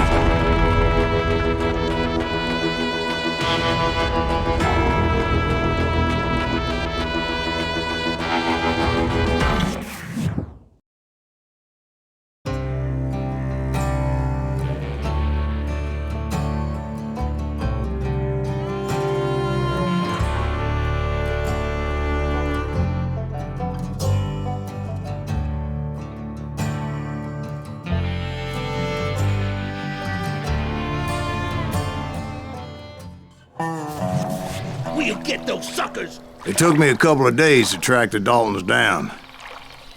They can't get away with this! And in that time, a whole posse of local vigilantes offered to lend a hand. We'll track him to the ends of the earth. They seemed as determined as me to find those outlaws.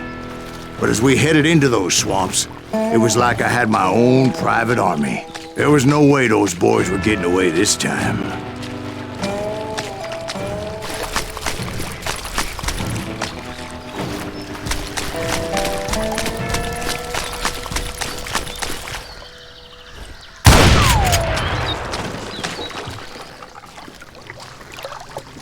It was early fall, right? Beautiful time of year. At least you had the weather on your side. Not by my recollection. It was damp and foggy as hell.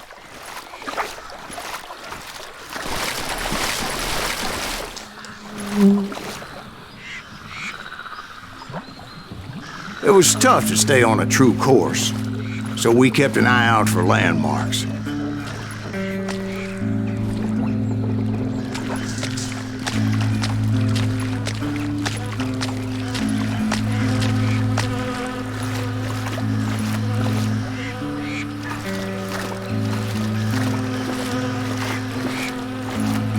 It was autumn.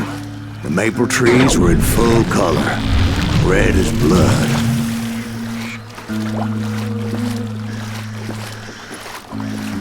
The rains that year were torrential, so the whole area was flooded. The vigilantes had spread out wide, and pretty soon I couldn't see anybody.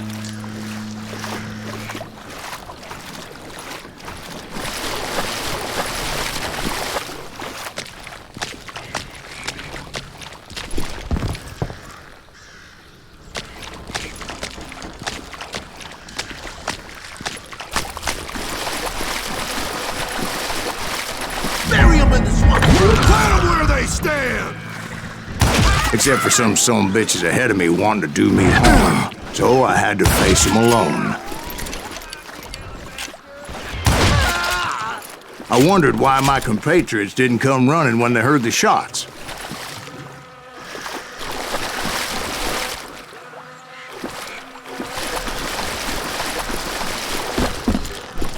So did you find the Daltons? Not yet, but I did have the questionable pleasure of meeting a few of their friends.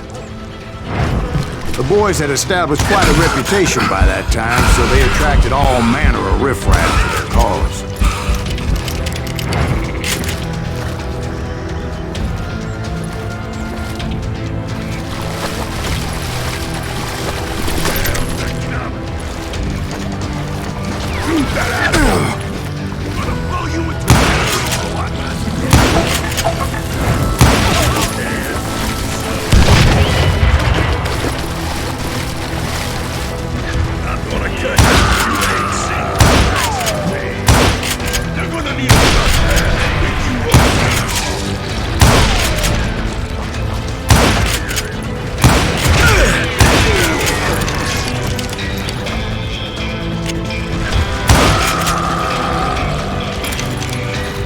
My reinforcements was nowhere to be seen. Point being, I was under serious attack.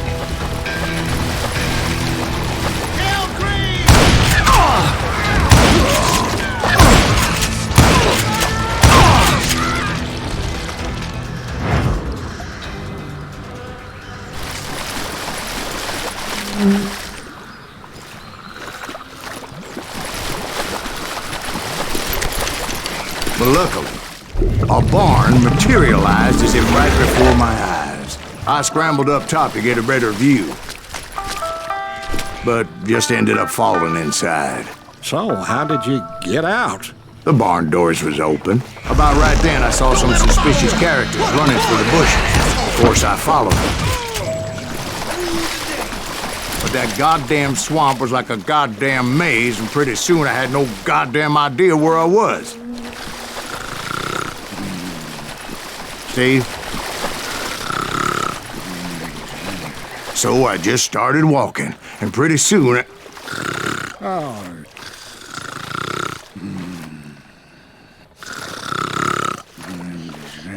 Steve? Steve! Huh? Oh, no, I'm listening. Indians surrounded me from all sides.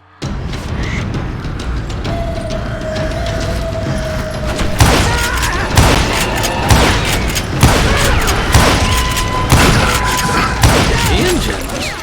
There were Indians? No. I just wanted to make sure Steve was paying attention. Now, where was I? You were following the Daltons through a swamp? That's right. See, Steve? Dwight's paying attention. No, I'm listening. I was just resting my eyes. So, where was I? The Daltons. Right. See, there's a reason so many outlaw gangs are made up of brothers. Being a brother is a very sacred thing. It's a bond like no other.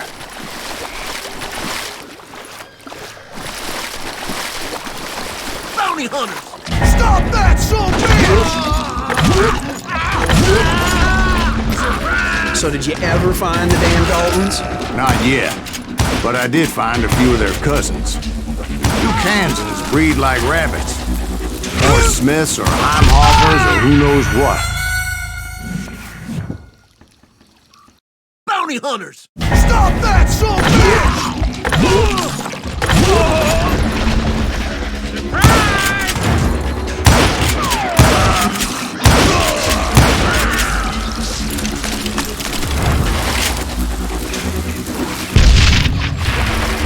I think he's scared.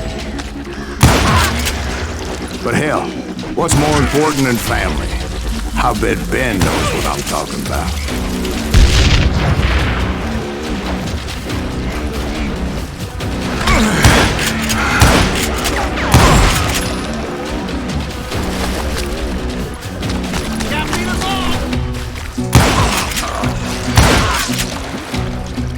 He's out of here.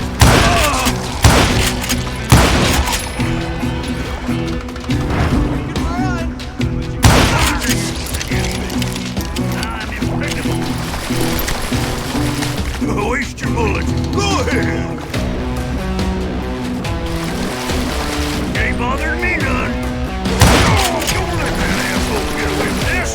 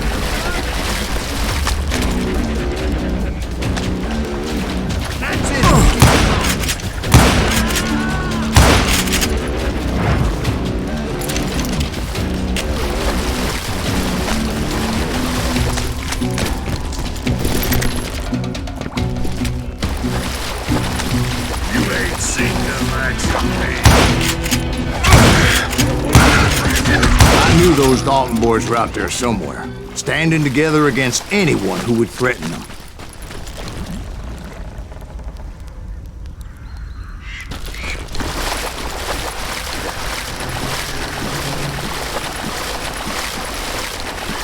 And that's when I saw a goddamn steamboat. A steamboat in a swamp?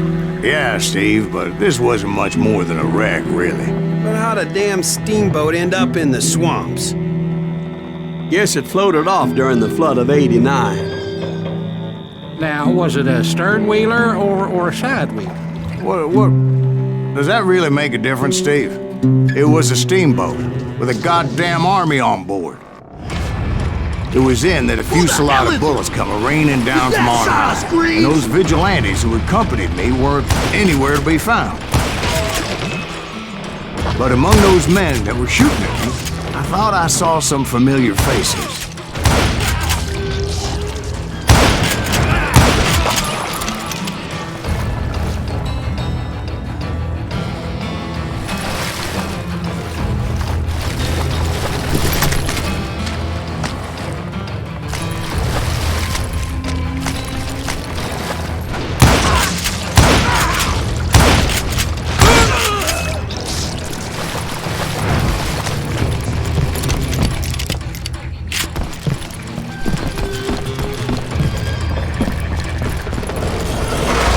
Somewhere up there, the Daltons were waiting on me.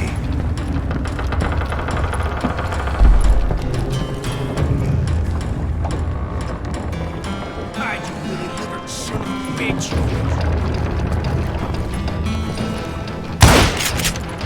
Beat me, boy!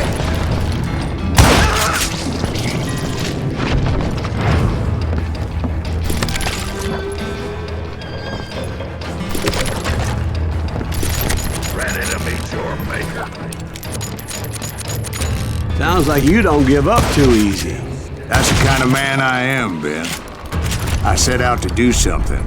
I do it. Surrender just ain't in my nature. Plus, I'm stubborn as hell. Damn here!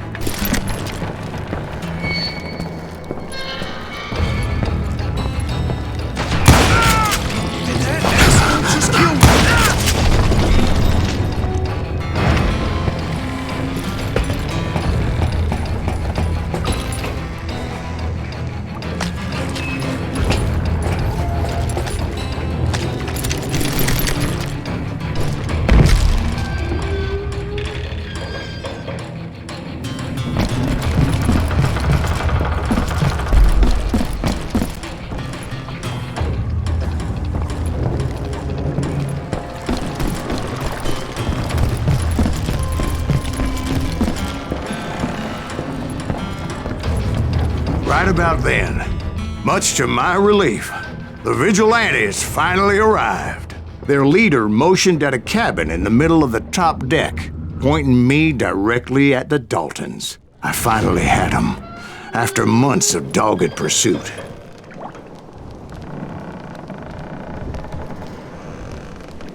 But it turned out that they had me. Take him out! I'm sending you to hell!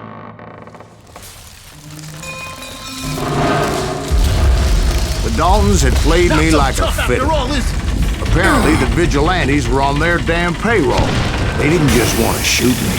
They wanted to burn me alive. But finding my way out of a burning labyrinth proved to be quite a challenge. It was a riverboat, right? I mean, it's not like it was a goddamn ocean liner. Oh, yeah, but I was in a fight. Did you hear about that ship that's gonna launch next year? Largest one in the world. We're talking about the Titanic. If you ask me, it's too blessed big. I don't think it will So anyway... Don't be stupid, Steve. They know what they're doing. They say that the Titanic is unsinkable. Oh, God.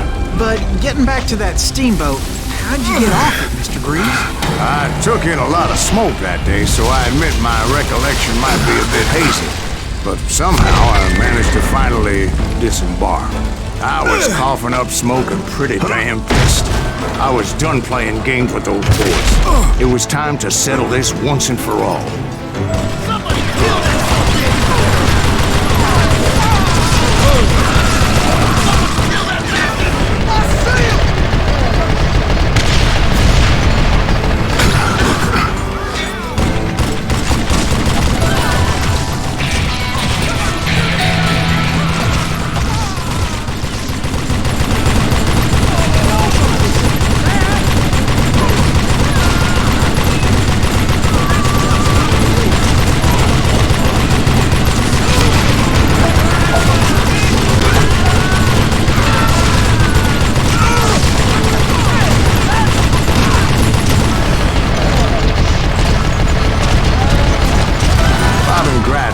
about to come at me one at a time. They were in this together.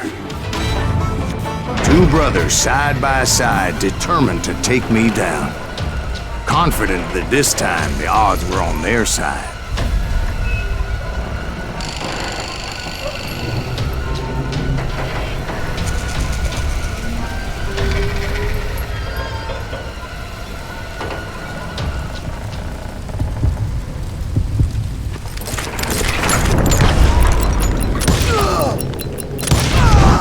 They got it wrong.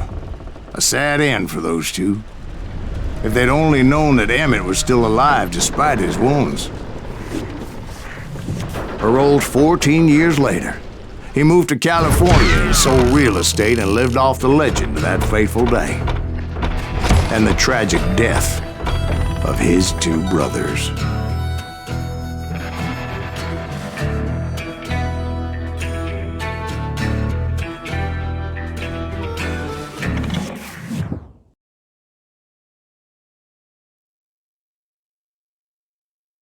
My own brothers died tragically as well, truth be told.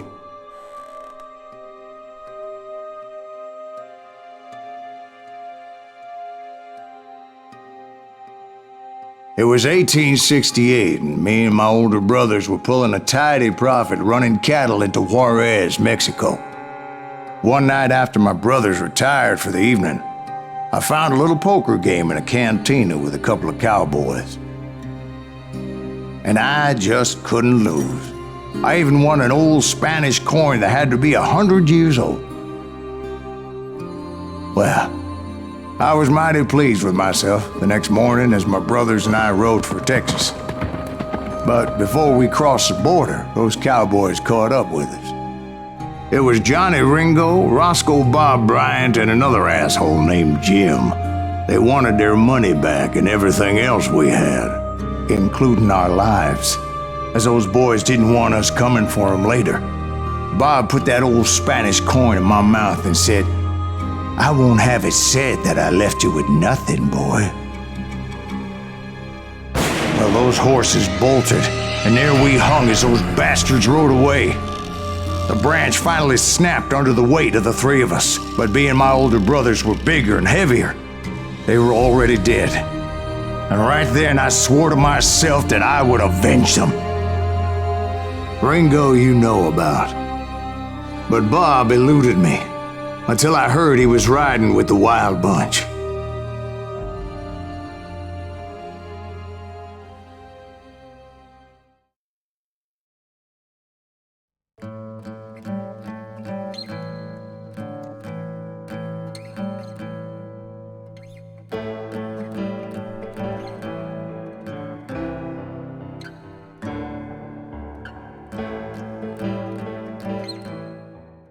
I'd been on their trail for months, ever since they left their hideout in the Bighorn Mountains. Led by Butch Cassidy, they were a loose association of outlaws who robbed banks and trains from Colorado to Montana. Among them was the Sundance Kid, and that murderous hombre I was tracking, Roscoe Bob Bryant. Were you a part of that giant Pinkerton posse after the Wild Bunch? No, boy. A circus like that would have slowed me down. Besides, I wanted Bryant all to myself. I'd heard about a large shipment of gold being transported to Wilcox, Wyoming on the Overland Flyer.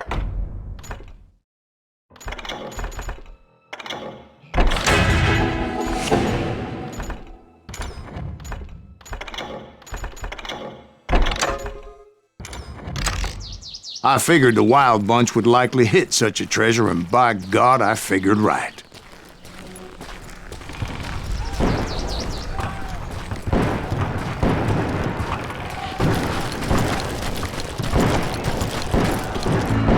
They blew the bridge with the intention of forcing the train to stop. Well, I assumed the Wild Bunch was likely in the still intact part of the train high above. So I had no choice but to make my way up through the passenger cars dangling down. I was determined to make that sumbitch Bob pay for what he did to my brothers.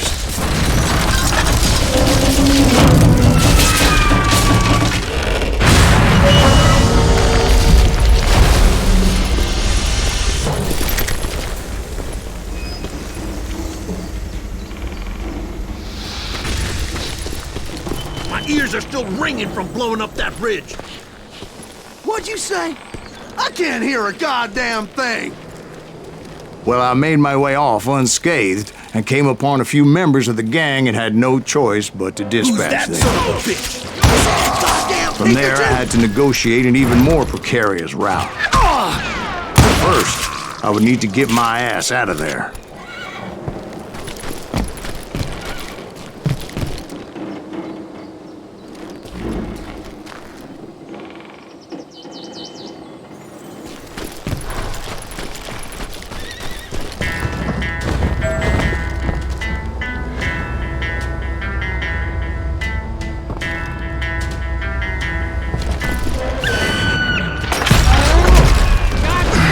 Jumped from the frying pan into the fire as the train was clearly fixing to fall. I had found the gang, but in order to find old Bob, I needed to fight my way forward past a whole passel of desperados. Outside, inside, anywhere I could, I made my way towards my prey. We're worried about the passengers. It was mostly a freight train, as I recall. There were no passengers aboard that day.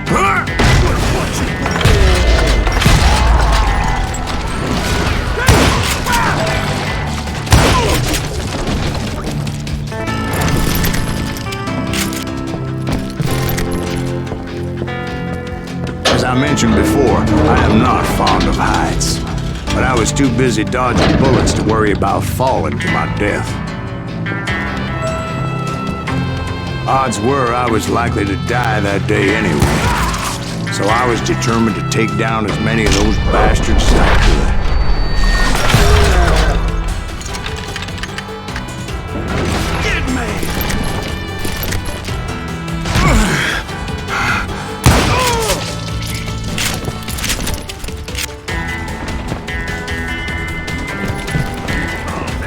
Times it was like shooting ducks in a shooting gallery. The only difference is these damn ducks shot back.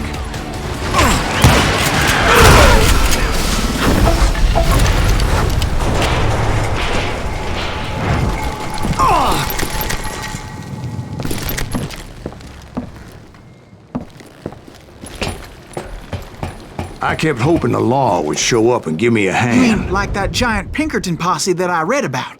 Did they come riding in, guns a-blazing to help?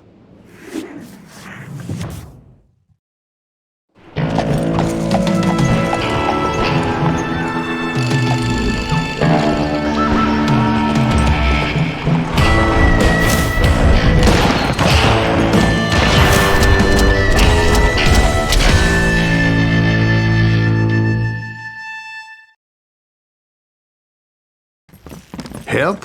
From the Pinkertons? No, son. I had to fight the wild bunch all by my lonesome, as usual. Who the hell is that?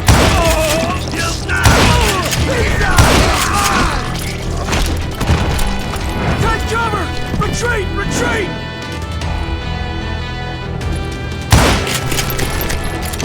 He's killing everybody! He'll kill us all! Run!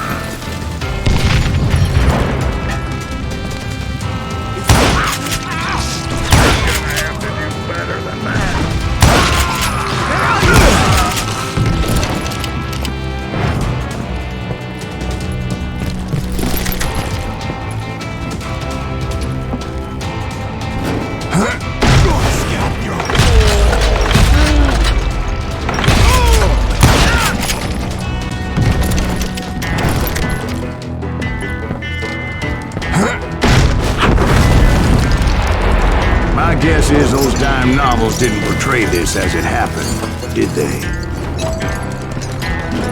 Only a few stragglers were left. I had to cut them down pronto if I was going to stay on old Bob's trail.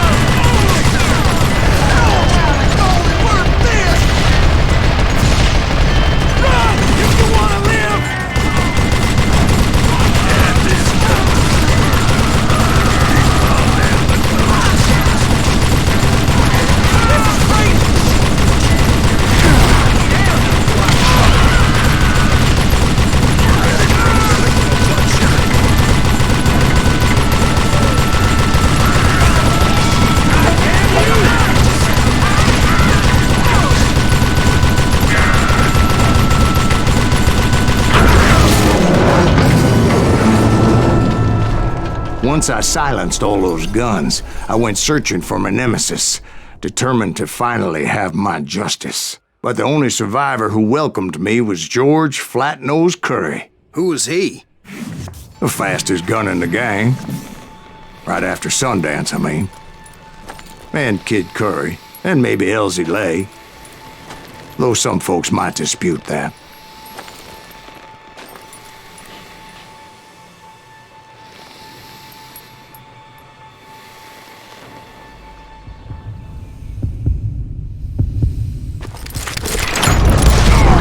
On that very same day, Butch Cassidy and the Sundance Kid decided to leave the Wild Bunch behind and decamped for South America.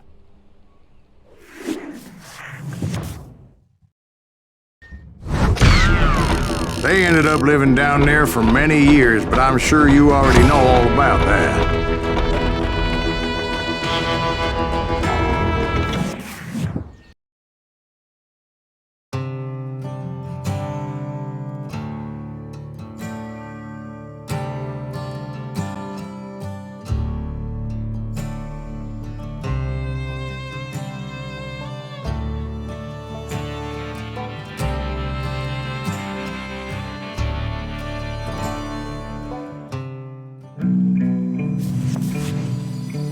I tried to find Bob Bryant, but it was as if he'd disappeared. Sometime later, I heard the Wild Bunch was back together. Kid Curry escaped from jail, and now he was running the whole shebang. So I took to their trail, as I was still in pursuit of my brother's killer and hoped that he was back with him.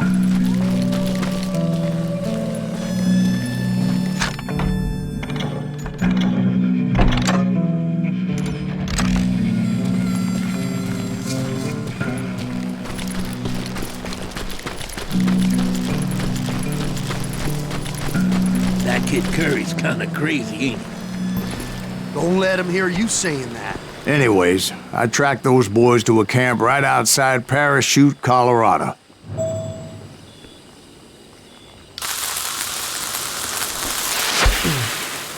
Being outnumbered, I didn't bother with a warning shot. I just started taking those bastards down.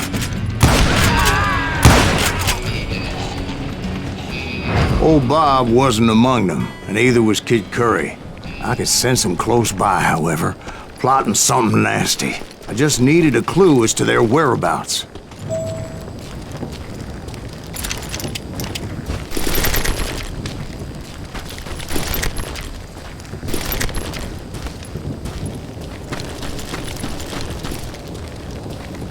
And I found one. A map with their bold plan clearly marked. This time they were fixing to blow up a train trestle, property of the Union Pacific.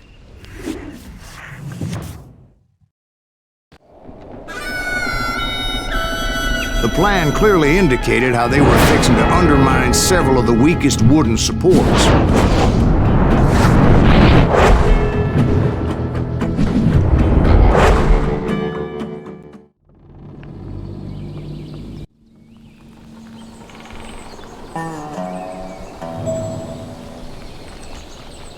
Kid Curry was considered the wildest of the Wild Bunch. It was said that he fathered 85 bastard children, though some say it was only 5.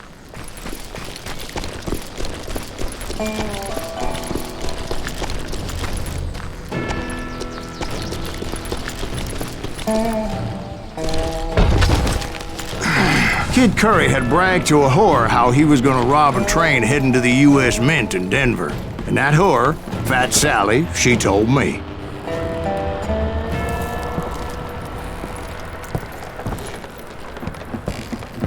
The bridge was rigged with dynamite, so I decided I'd best be careful confronting those bastards.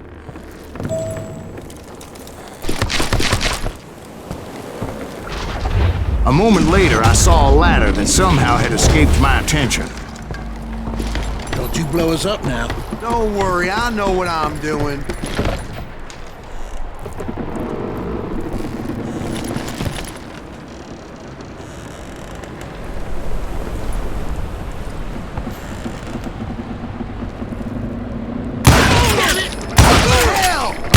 See? One wrong shot, and they never would have found all the pieces of me. Don't you blow us up now. Don't worry, I know what I'm doing.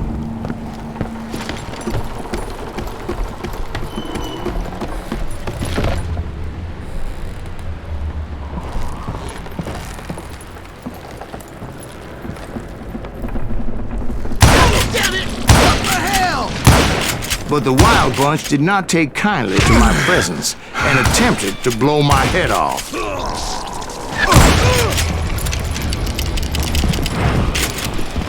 It appeared the kid had found a number of new recruits to bolster their ranks. Yes, there's always desperate men willing to trade their lives for stolen treasure. Damn him! Give it up then, and I'll let you go. What happened next? Well, having removed the first bundle of dynamite, I decided I might as well remove the other one. Once that was done, I figured I'd find my way from there. We'll have to do everything.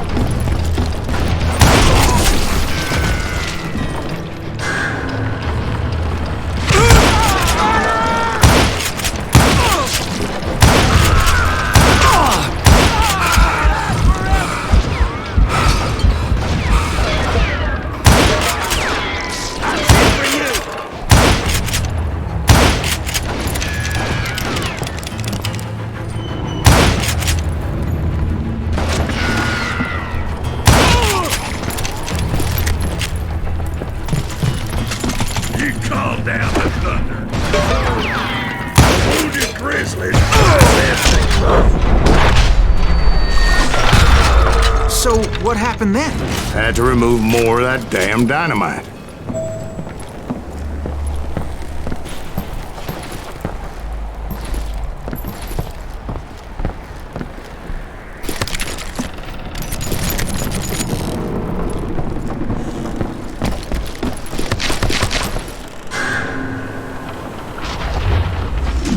It must have been terrifying trying to make your way across. I was sweating it a bit, but then I noticed a footbridge tied up on high, so I shot the rope.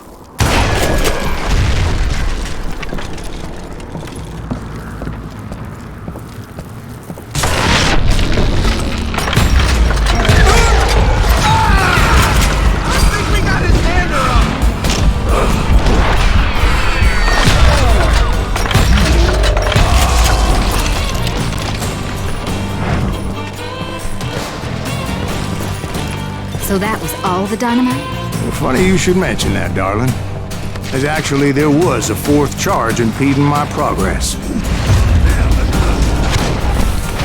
Once I removed it, my path was pretty clear.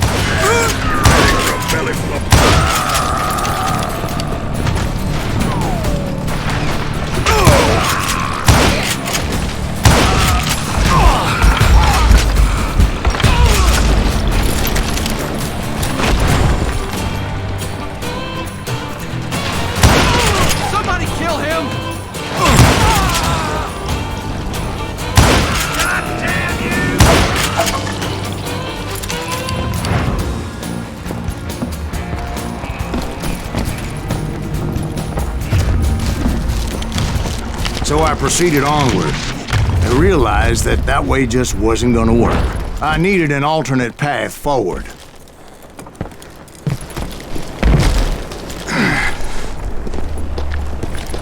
Luckily, I found a cave, and as I made my way back to the bridge, I saw something that concerned me. It was a long, burning fuse, and it was moving fast as hell. I had to catch it.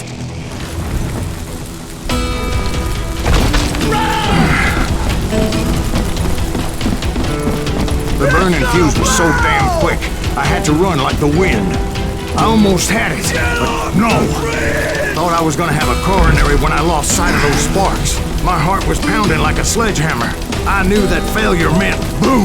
Then, finally, at the last moment. Whew. Of course, I was successful, or clearly I wouldn't be talking to you folks here today. Naturally, I removed the last dynamite charge. Well, it was a touching reunion.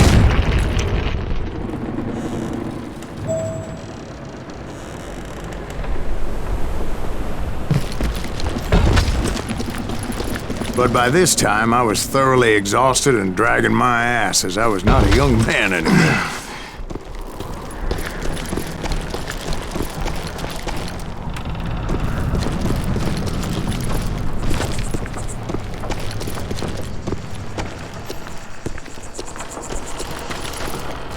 Kill that SOB!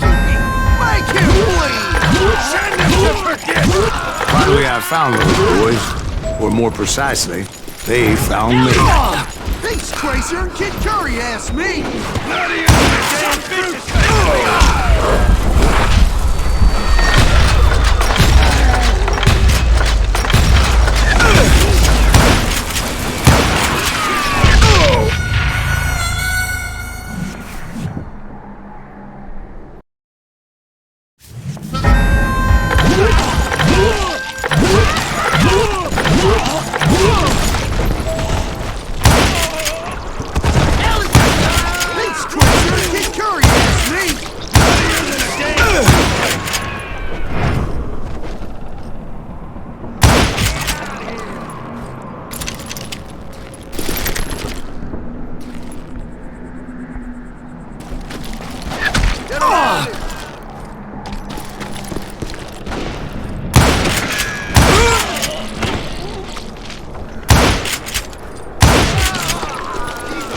Just when I thought things couldn't get worse, Kid Curry opened up on me with a goddamn Gatling gun. It was hidden in this tunnel and pretty well shielded.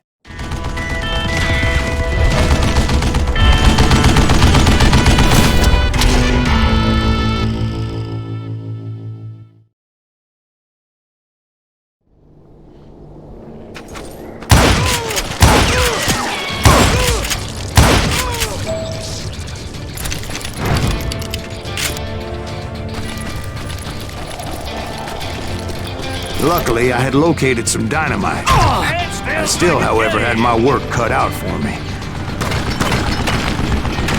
I think he's scared. Time for you to lay down and die.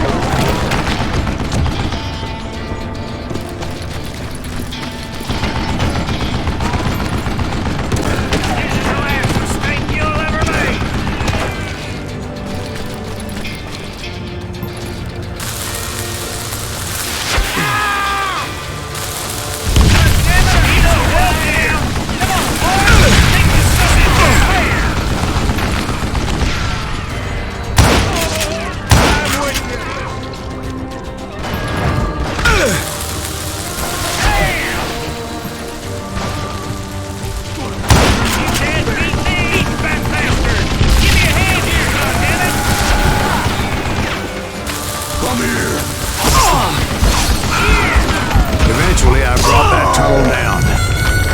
That's when I met Kid Curry himself.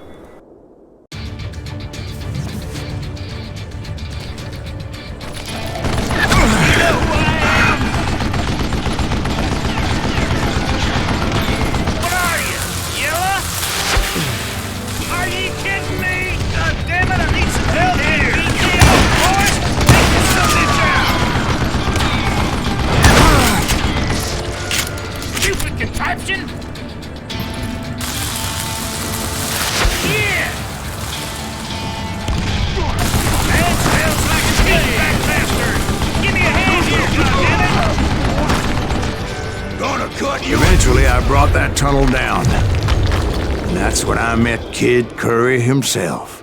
He had decided to stop pussyfooting around and deal with me personally.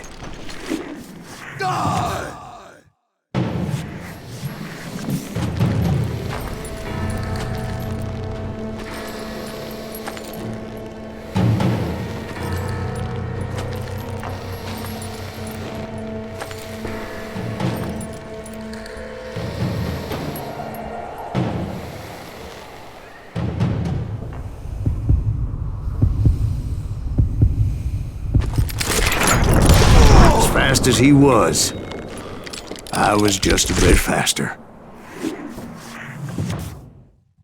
And as he lay wounded, I demanded to know the whereabouts of Roscoe Bob Bryant. He shouted at me, "Is that what this is about?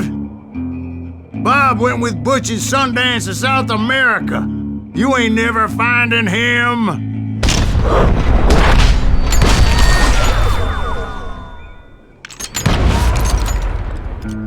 Those were his last words.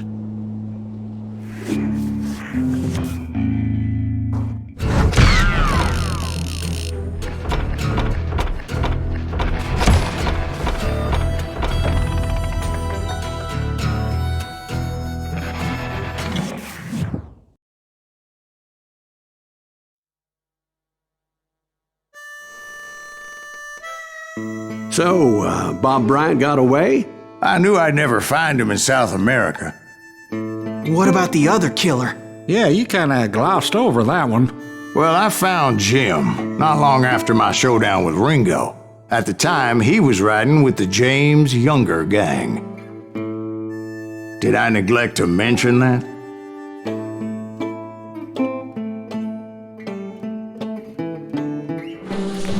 Jesse James? The greatest outlaw who ever lived?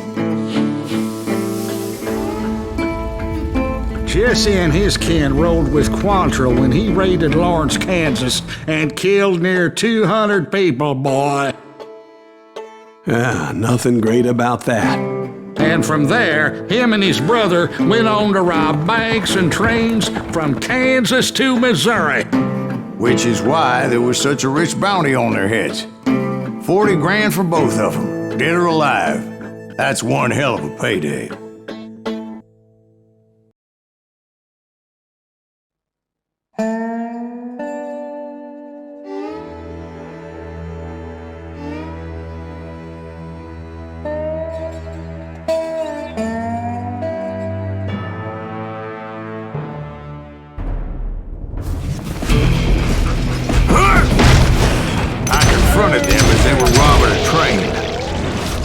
Bullets were flying at me from every which way. But I knew I'd have to fight my way forward if I was gonna find this Jim.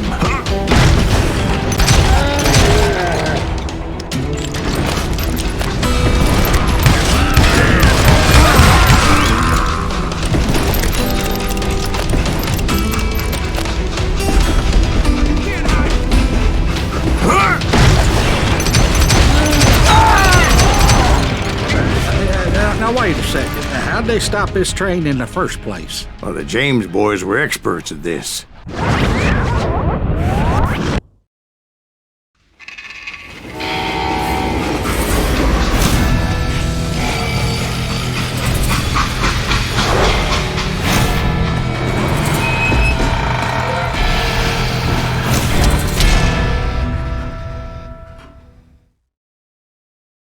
They hopped a freight train, having heard there was a big payroll in the express safe. So, I hopped the same train.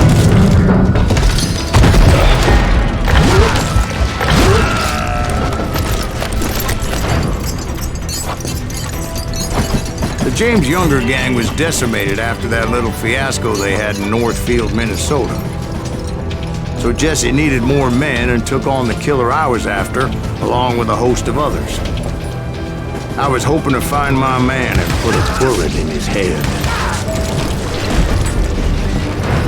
Climbing around that train, I must have swallowed 100 damn bugs before I reached that... James Younger gang pulled the first train robbery west of the Mississippi. Sounds like you hold them in high regard. Everyone knows they were the most famous outlaw gang ever. And you took them all on by your lonesome. Again. I'm finding this all a little hard to swallow, friend. Well, maybe you need to wash it down with some whiskey. By the way, did I mention that that train was flying down those tracks like a bat out of hell?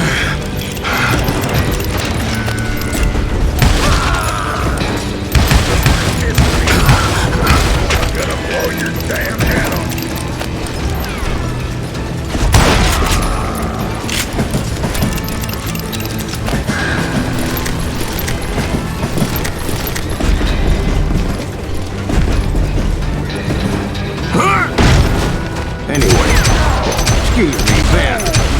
would I find the gentleman's facilities?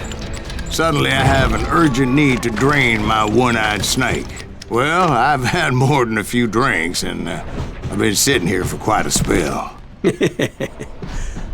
Right through there. Let me show you.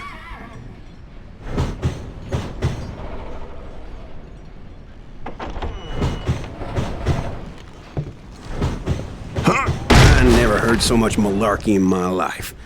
You think he's bullshitting us? You don't think he's Silas Greaves? I think he's just some old drunk looking for some free liquor.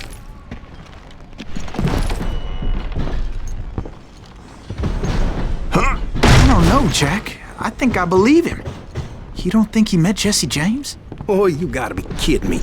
That story makes no sense at all. Jack. I mean, you gotta be 2 bricks short of a load to believe that cock and bull story. I don't agree.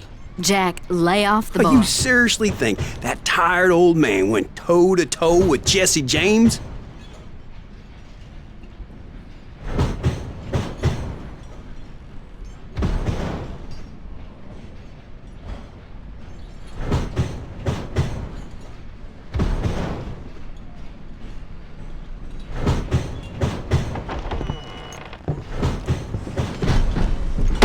Well, that's better. Did I mention that this Jim was married to the infamous Belle Starr? Of course, I didn't learn that until later. Anyway, I made my way forward the best I could. Around the sides, over the roof. At some point, some bitch saw me and shouted out, "It's the damn Pinkertons!" It's the damn Pinkertons! Now, I never worked for that limey cocksucker, but I guess they assumed I was one of his assassins. Those evil bastards firebombed Jesse's mother's house and killed his stepbrother. So it's no wonder each and every asshole on that train wanted me dead. Everybody's always mistaking you for somebody else, aren't they? Why is that, I wonder? You rightly know, Jack. I'm just telling you how I remember it. I bet you are.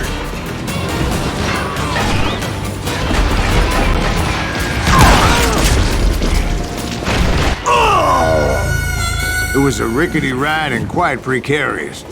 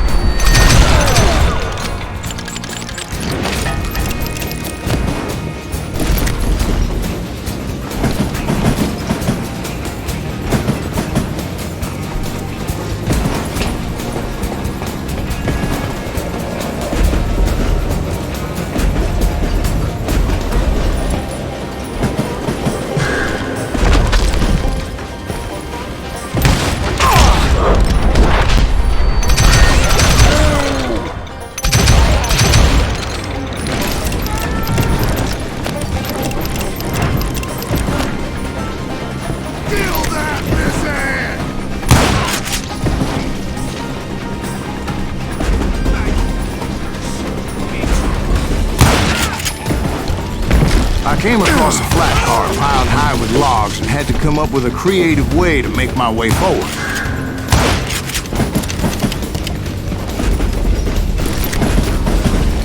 I wondered if I was ever gonna find the front of that train, or the bastard I was after. Right about then, I was attacked by some asshole on a Gatling gun. Yeah, seems like you run into a lot of them. Asshole? Gatling guns. Yes, I did. Now, I don't remember how I took it out. It was either a bullet or dynamite. Where would you find dynamite? Does it really matter, Jack? You're messing with the flow of the story here.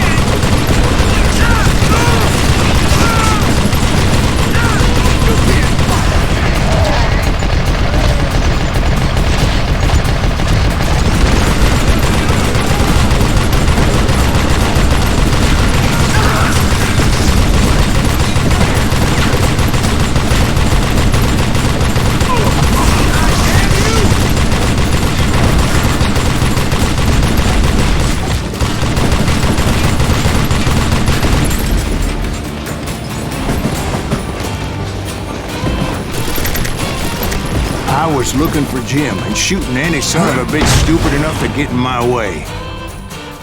And that included Jesse James himself.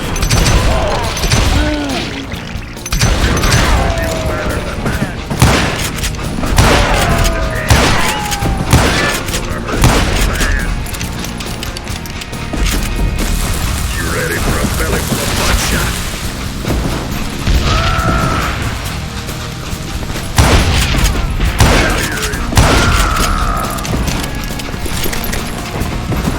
There sure were a lot of men determined to die that day.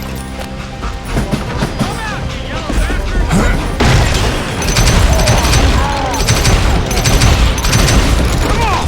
Kill him! I'm gonna shoot you dead!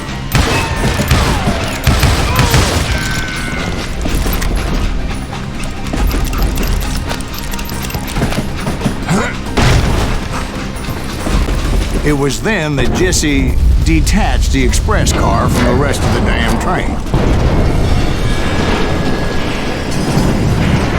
I could see Jesse waiting for me, fixing to kill me so he could get away with all that money.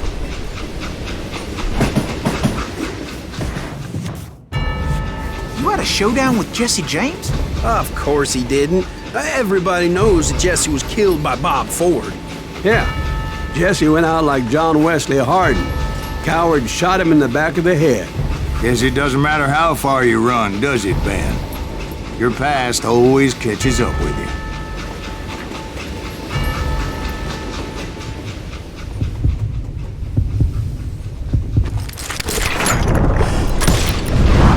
Yeah, I didn't kill Jesse James. Just wounded him bad enough to convince him to hang up his guns. What about that Jim fella? What happened to him? I figure he was up front with a gun to the engineer's head. That bastard slipped away again. I'll tell you how I got him. But first I need to wet my whistle.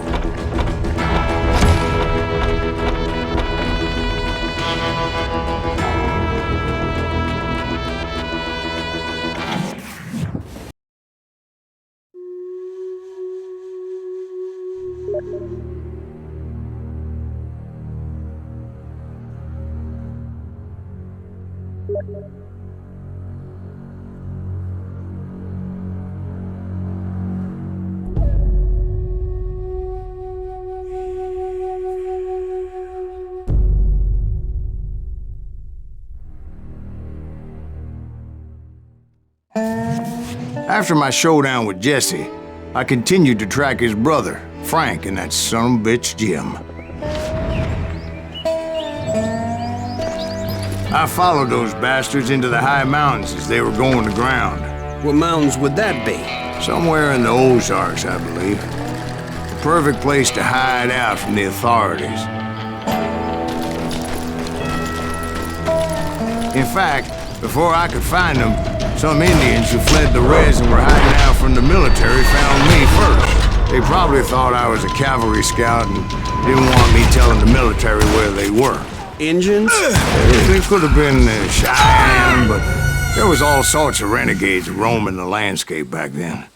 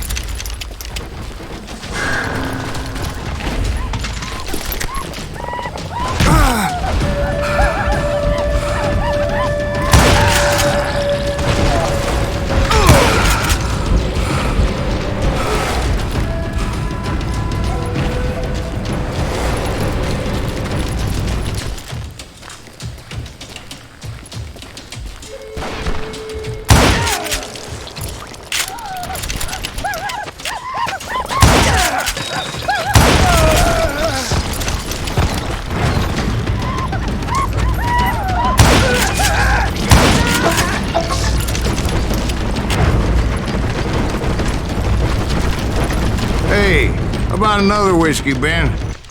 Nothing better to soothe the troubled soul.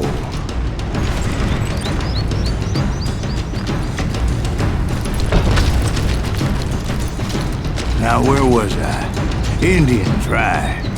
I had more than my share of run-ins with the Red Man. Like that time... Did I tell you about Grey Wolf? Yes, sir. You did. Ah, of course I did. In fact, I can still remember that old medicine man's words to me. Jesus Christ, we're back to that again. You carry great darkness in your heart. It will claim your soul. You will come to this place again and kill many more men. And the darkness will grow until it consumes everything you are.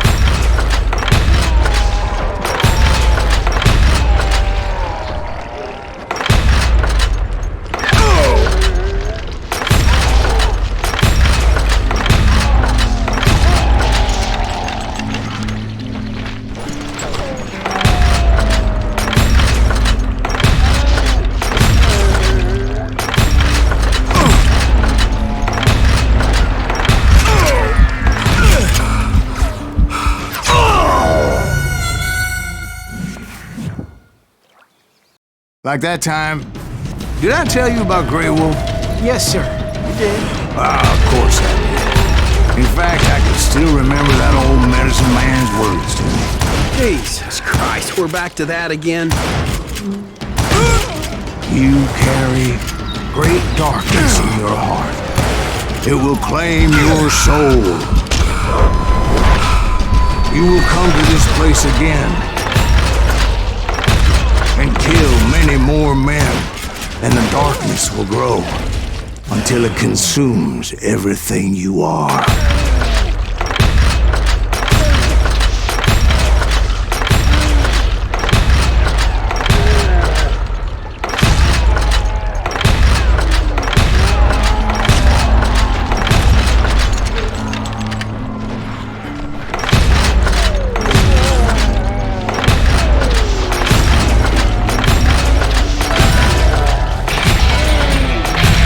Did you ever find him?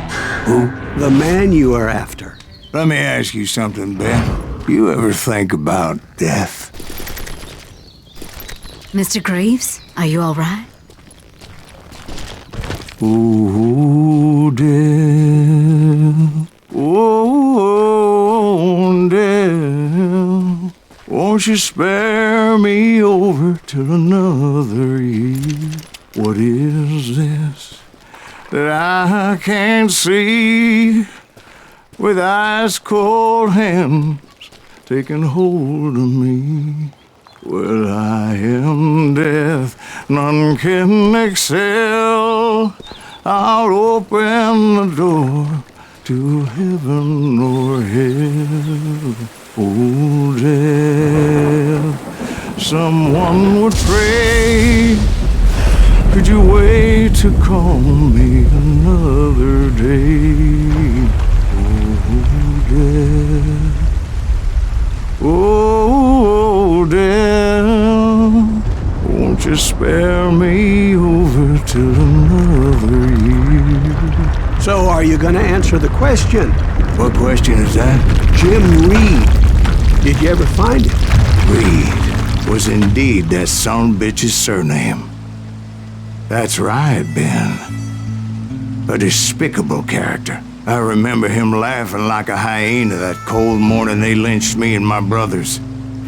He was intent on avoiding my vengeance, but nothing was gonna stop me. Nothing.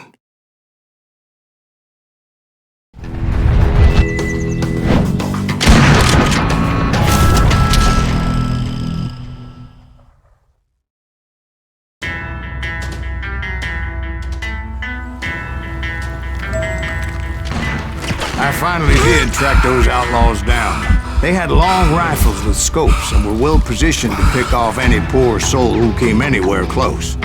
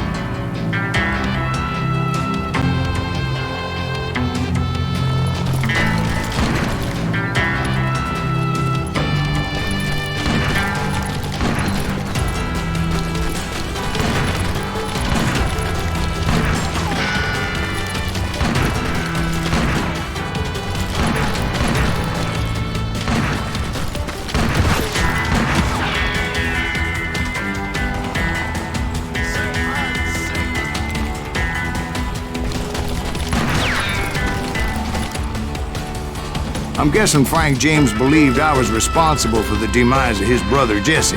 I couldn't really disagree with the man, as I thought Jesse was dead then as well.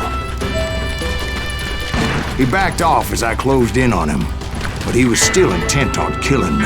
And when I closed in on him again, he backed off again, looking for a better angle on me.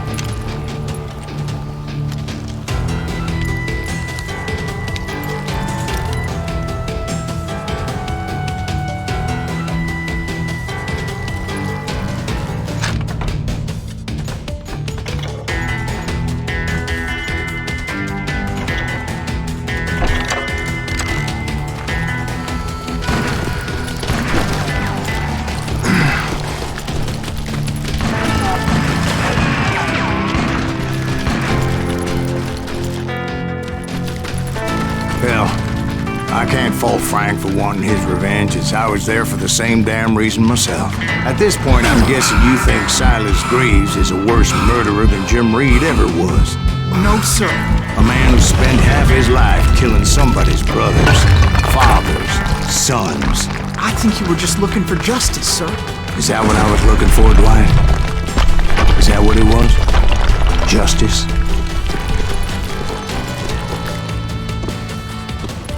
Isn't that why you were hunting the James gang? The James gang. Right.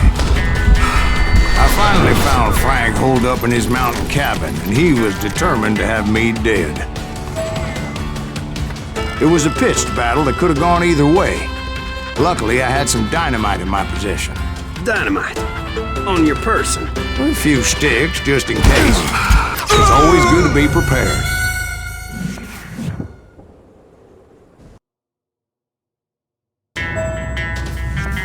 It was a pitched battle that could have gone either way.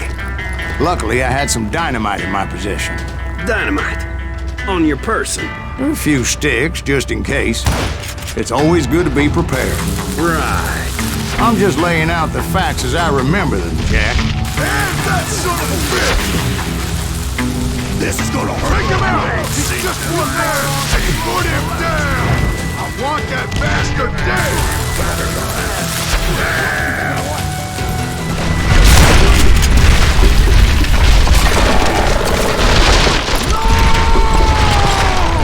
That old shack? Well, it went tumbling right off that cliff. With Frank James still in it? Yes, sir. But Frank James is still alive, living in Missouri, showing folks around the family farm for 25 cents a tour. I didn't say he died in the fall, now did I?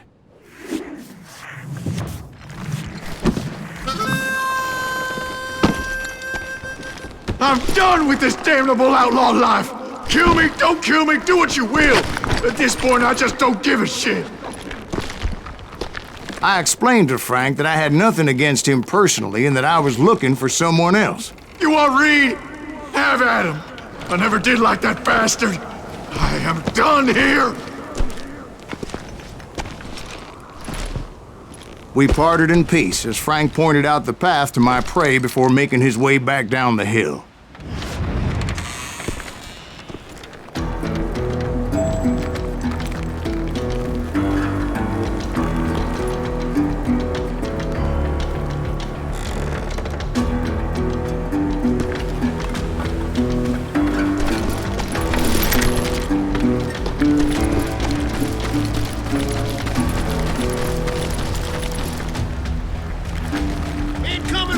So what happened with Reed?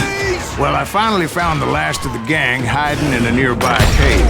First, I had to dispatch the lookouts, as I was determined not to let that murderer escape my revenge again.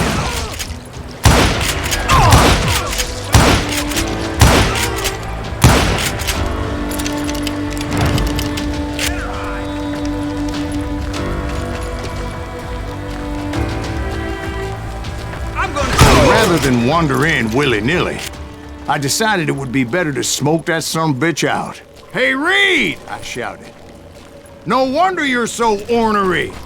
Can't be easy being married to Belle Starr. While you're off providing for the family, she's spreading her legs for every Tom, Dick, and Cole Younger. Not an attractive woman exactly, but very friendly. At least she was to me." Son of a bitch! It was then that the last bunch of bandits jumped out of hiding. Why won't this asshole give up? Would someone please kill him?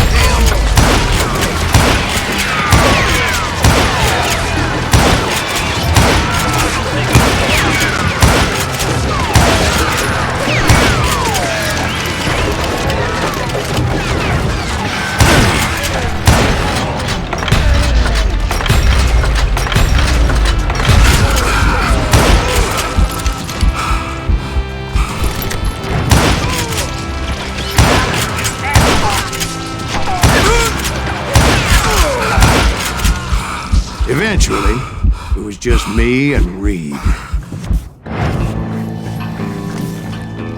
I had waited a long time to face him down, so I could repay him for what he did to my brothers.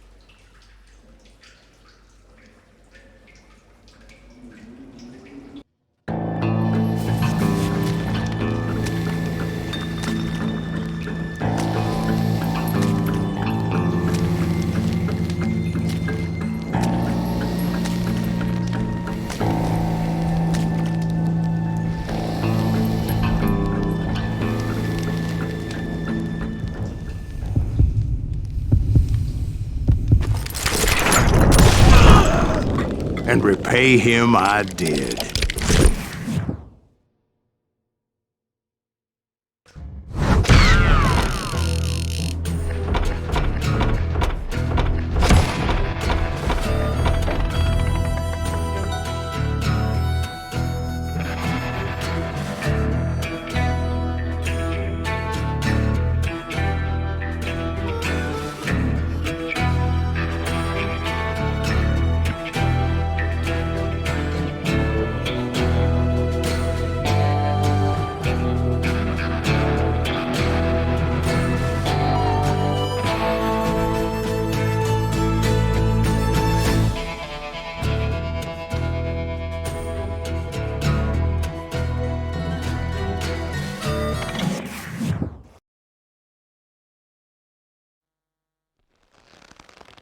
Well, I don't know about you boys, but I'm pretty beat.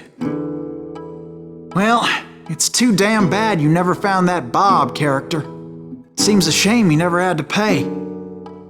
Well, funny thing about that, I did have one more chance at him.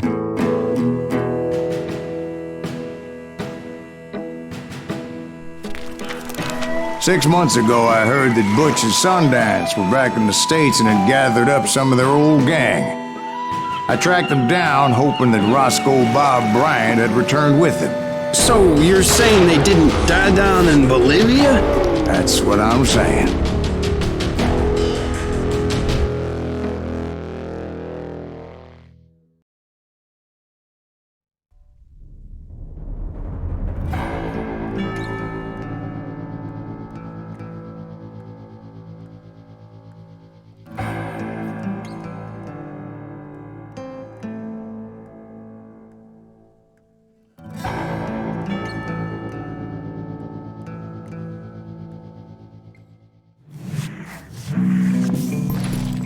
"40 years I had waited to get my hands on the last of my brother's killers.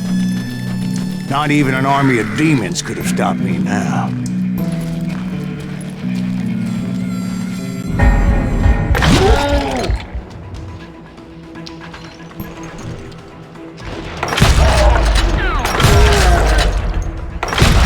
Both Johnny Ringo and Jim Reed fell fairly quickly, but the last one, Roscoe Bob Bryant. That son of a bitch had managed to escape my vengeance time and time again. I couldn't even be certain I'd recognize him after all those years. By now, he had to be close to 70. For all you know, he could have been dead. That thought had indeed crossed my mind, as did others. For instance, did my thirst for vengeance turn me into something worse than the man I was after? By this point in my storied career, I had killed more men than Bob Bryant ever had. I was furious as hell at that bastard for making me who I am. A man with no family, no friends.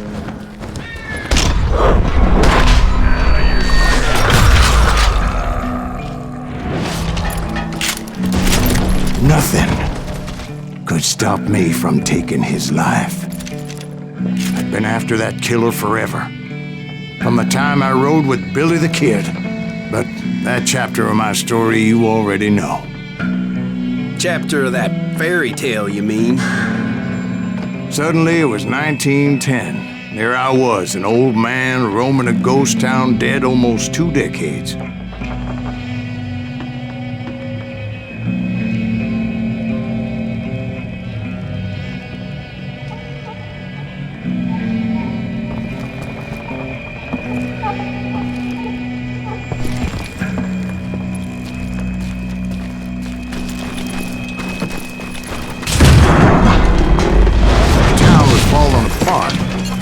Just like me.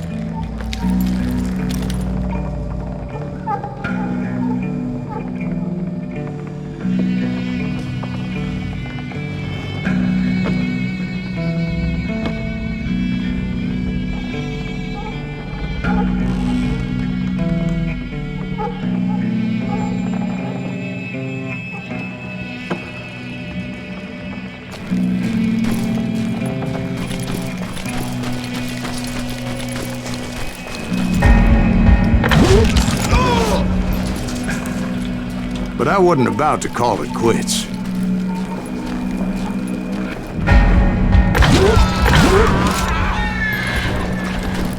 Even though the ghosts of my dead brothers were begging me to end what I started so long ago. Mr. Graves, are you all right? Would you like some water? The Wild Bunch knew I was there. They were after a treasure they had hidden before they fled, buried in a grave of a dead amigo. I intended to fill that grave with Bob Bryant's corpse. But like I said, the bandits knew I was on to them. They lured me in and hit me with everything they had.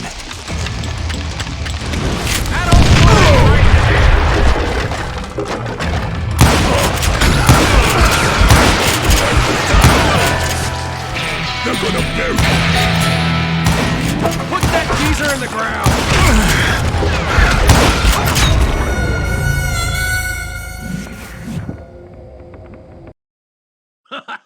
This is gonna hurt.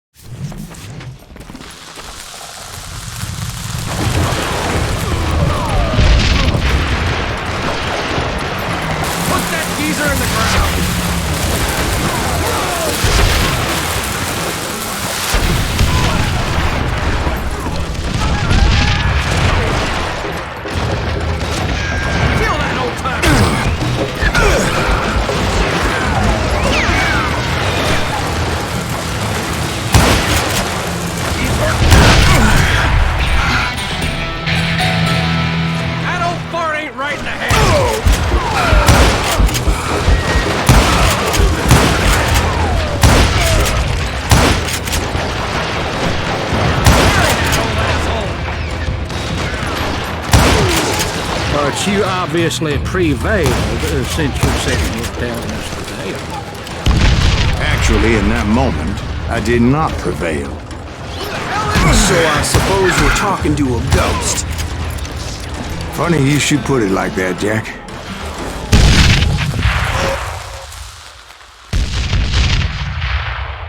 Because when I woke up... From the dead?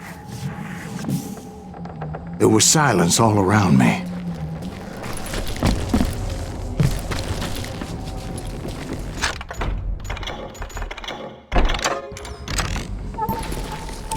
I could swear to God I saw Billy then. Billy who? Billy the kid. William Bonney. He was shooting at me from a rooftop. Here, there, even over there. So I am right. You are touched in the head. Mr. Graves, perhaps we should switch you to coffee? You see that old Indian again, too? No, but I did see Billy's killer, Patrick Floyd Garrett. He came at me guns a-blazing. But I knew that old war horse had died 2 years before. I wondered if maybe I was dead too and confronting the ghosts of my past. Perhaps all my sins were coming back to haunt me and drag me down to perdition.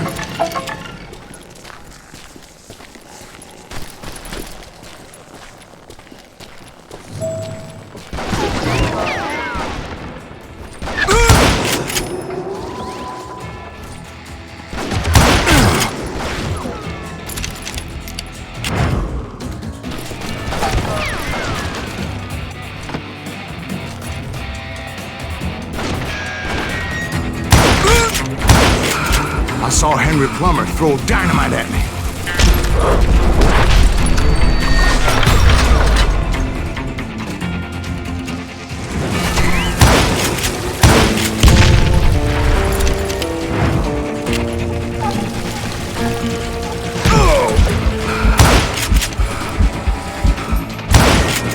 stood in the gates of the cemetery, I saw John Wesley Hardin, just like I remembered him.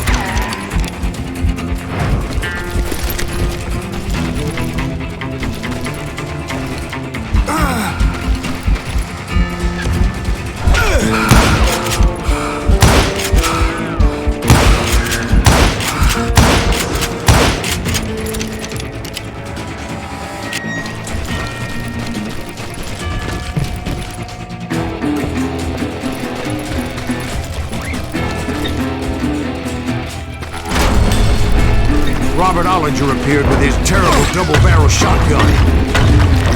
But no ghost army was stopping me.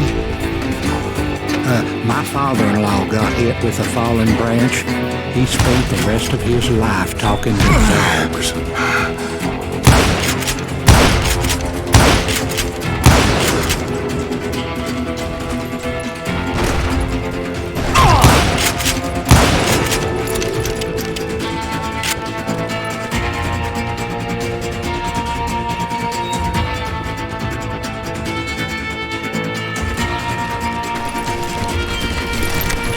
Newman Hayes Clanton, William Brocious, John Peters Ringo, they all wanted me dead.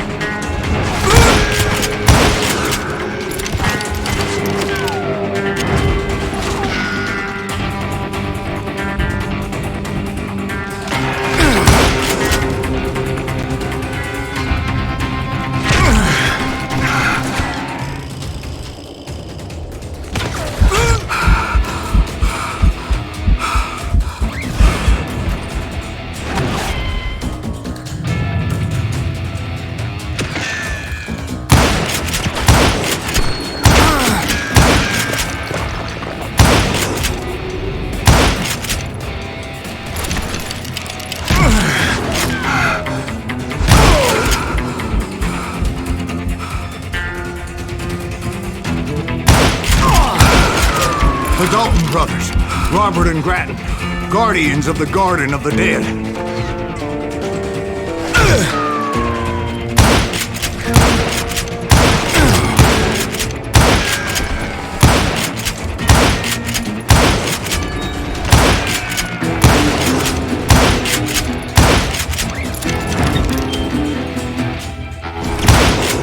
George Curry and Harvey Logan, alias Kid Curry, both thirsty for vengeance from the great beyond.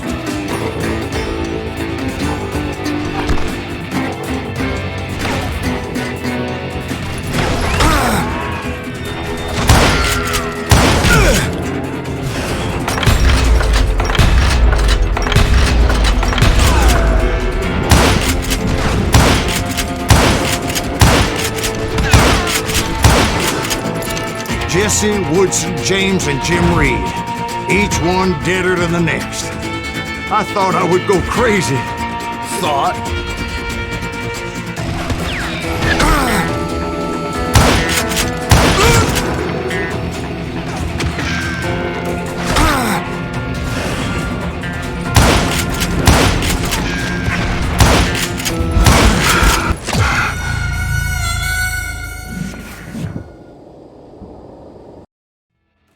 The Dalton Brothers, Robert and Grattan, guardians of the Garden of the Dead.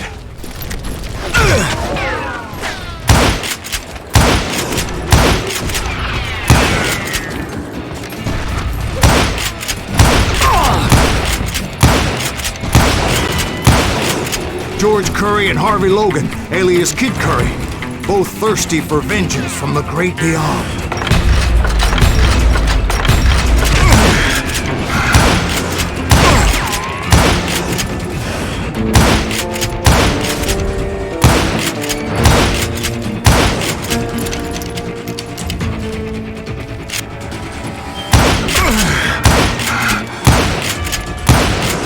Jesse, Woodson, James, and Jim Reed.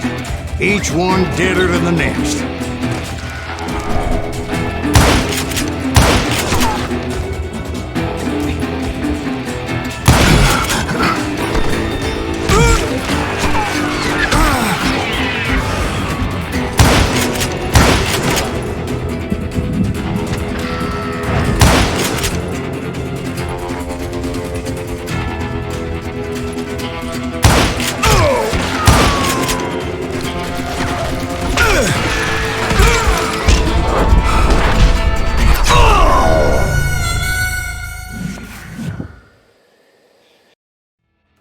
The Dalton Brothers, Robert and Grattan, guardians of the Garden of the Dead.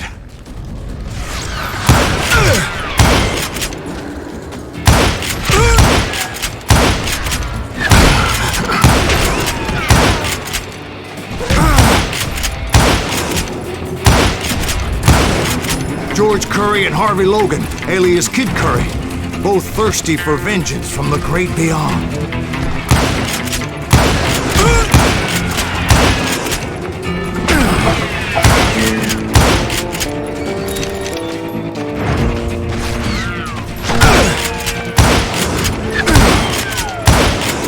Jesse, Woodson, James, and Jim Reed.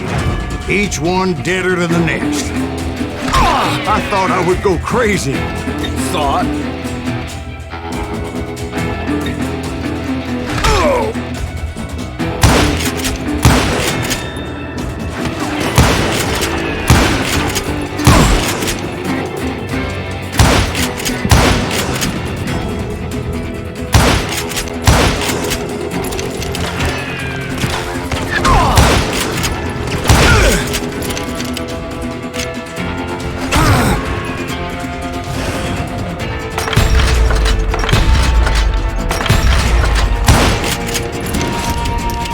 Finally, I saw Harry Alonzo Longabaugh. The Sundance Kid? Like a general leading his legion of the dead. You told us before that you'd seen him alive. He was alive.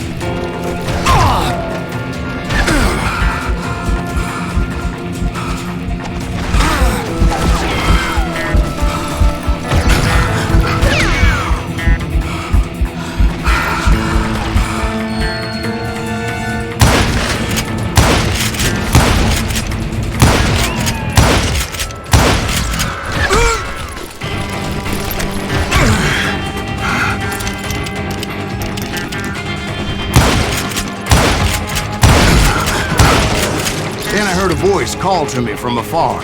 It was Robert Leroy Parker, a.k.a. Butch Cassidy, coming at me from out of the fog. Thanks for taking care of that bastard.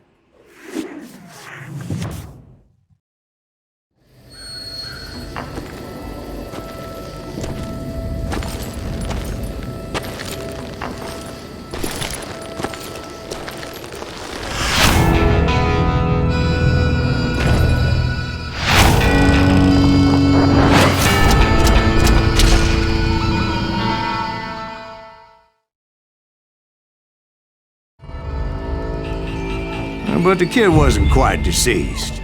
Not yet. Takes more than one little bullet to kill the likes of me, partner. Those two looked like they hadn't seen each other for quite a while. Clearly, they were no longer amigos. Shit. I was hoping I wouldn't have to kill you. You won't have to, Butch. I'm killing you first. I asked them about Bob Bryant, but they were too busy with their own heated conversation. Let me get this shit straight. You want my money and the love of my life? You frittered it all away, Butch. Edda's mine. And so is that damn money. I didn't want to shoot anybody until I had an answer to my question, but those boys didn't give me much of a choice.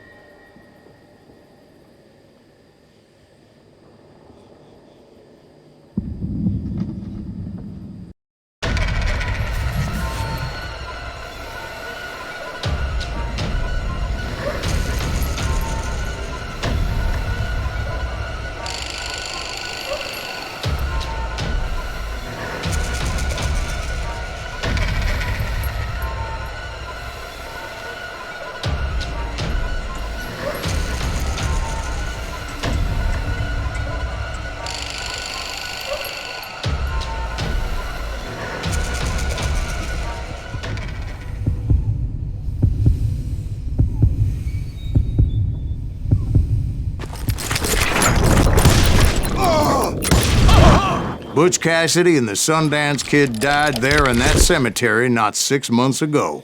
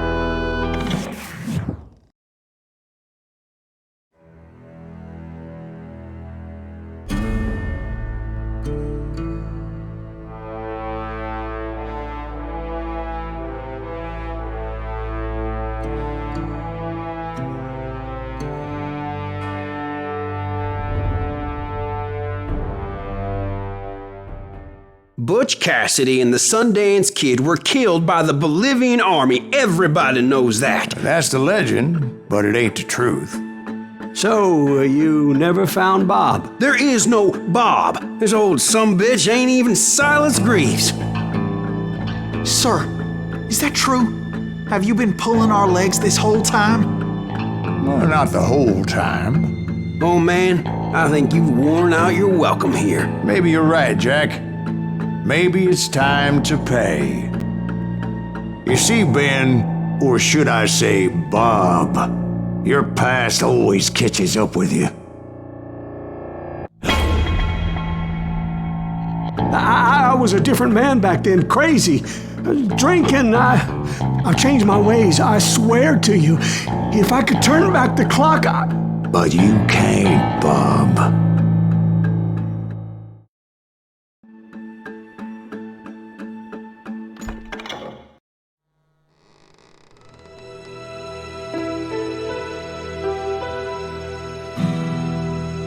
Why'd you toy with me like that? Telling those tales, knowing all along. Why not just lay your cards on the table? Here. I won't have it said that I left you with nothing. That's how you want it? So be it. Holy shit! Molly, move against that wall. Go!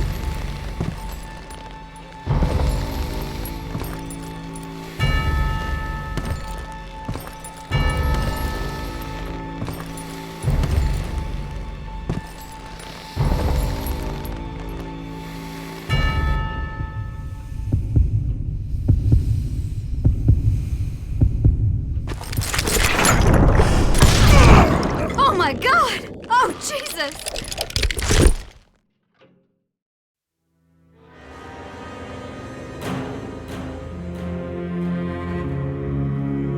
Did you know it was him all along? Cassidy told me Bob was in Abilene before he died. But I wasn't sure Ben was my man until he revealed how much he knew about Ringo and Reed. The coin, of course. Well, that was the last nail in that particular coffin. I better go get the sheriff. You okay, boy? You're looking mighty shook up. Dwight, maybe you best go home. Young Eisenhower here is leaving for West Point tomorrow. He shouldn't get caught up in something like this. I think I might head out myself at this juncture. Unless you want to stop me, Jack. No, sir, Mr. Greaves. So where you going now? Now that you had your revenge? Doesn't really matter, does it? As I've sold my soul for it, and will never again walk with those I have lost.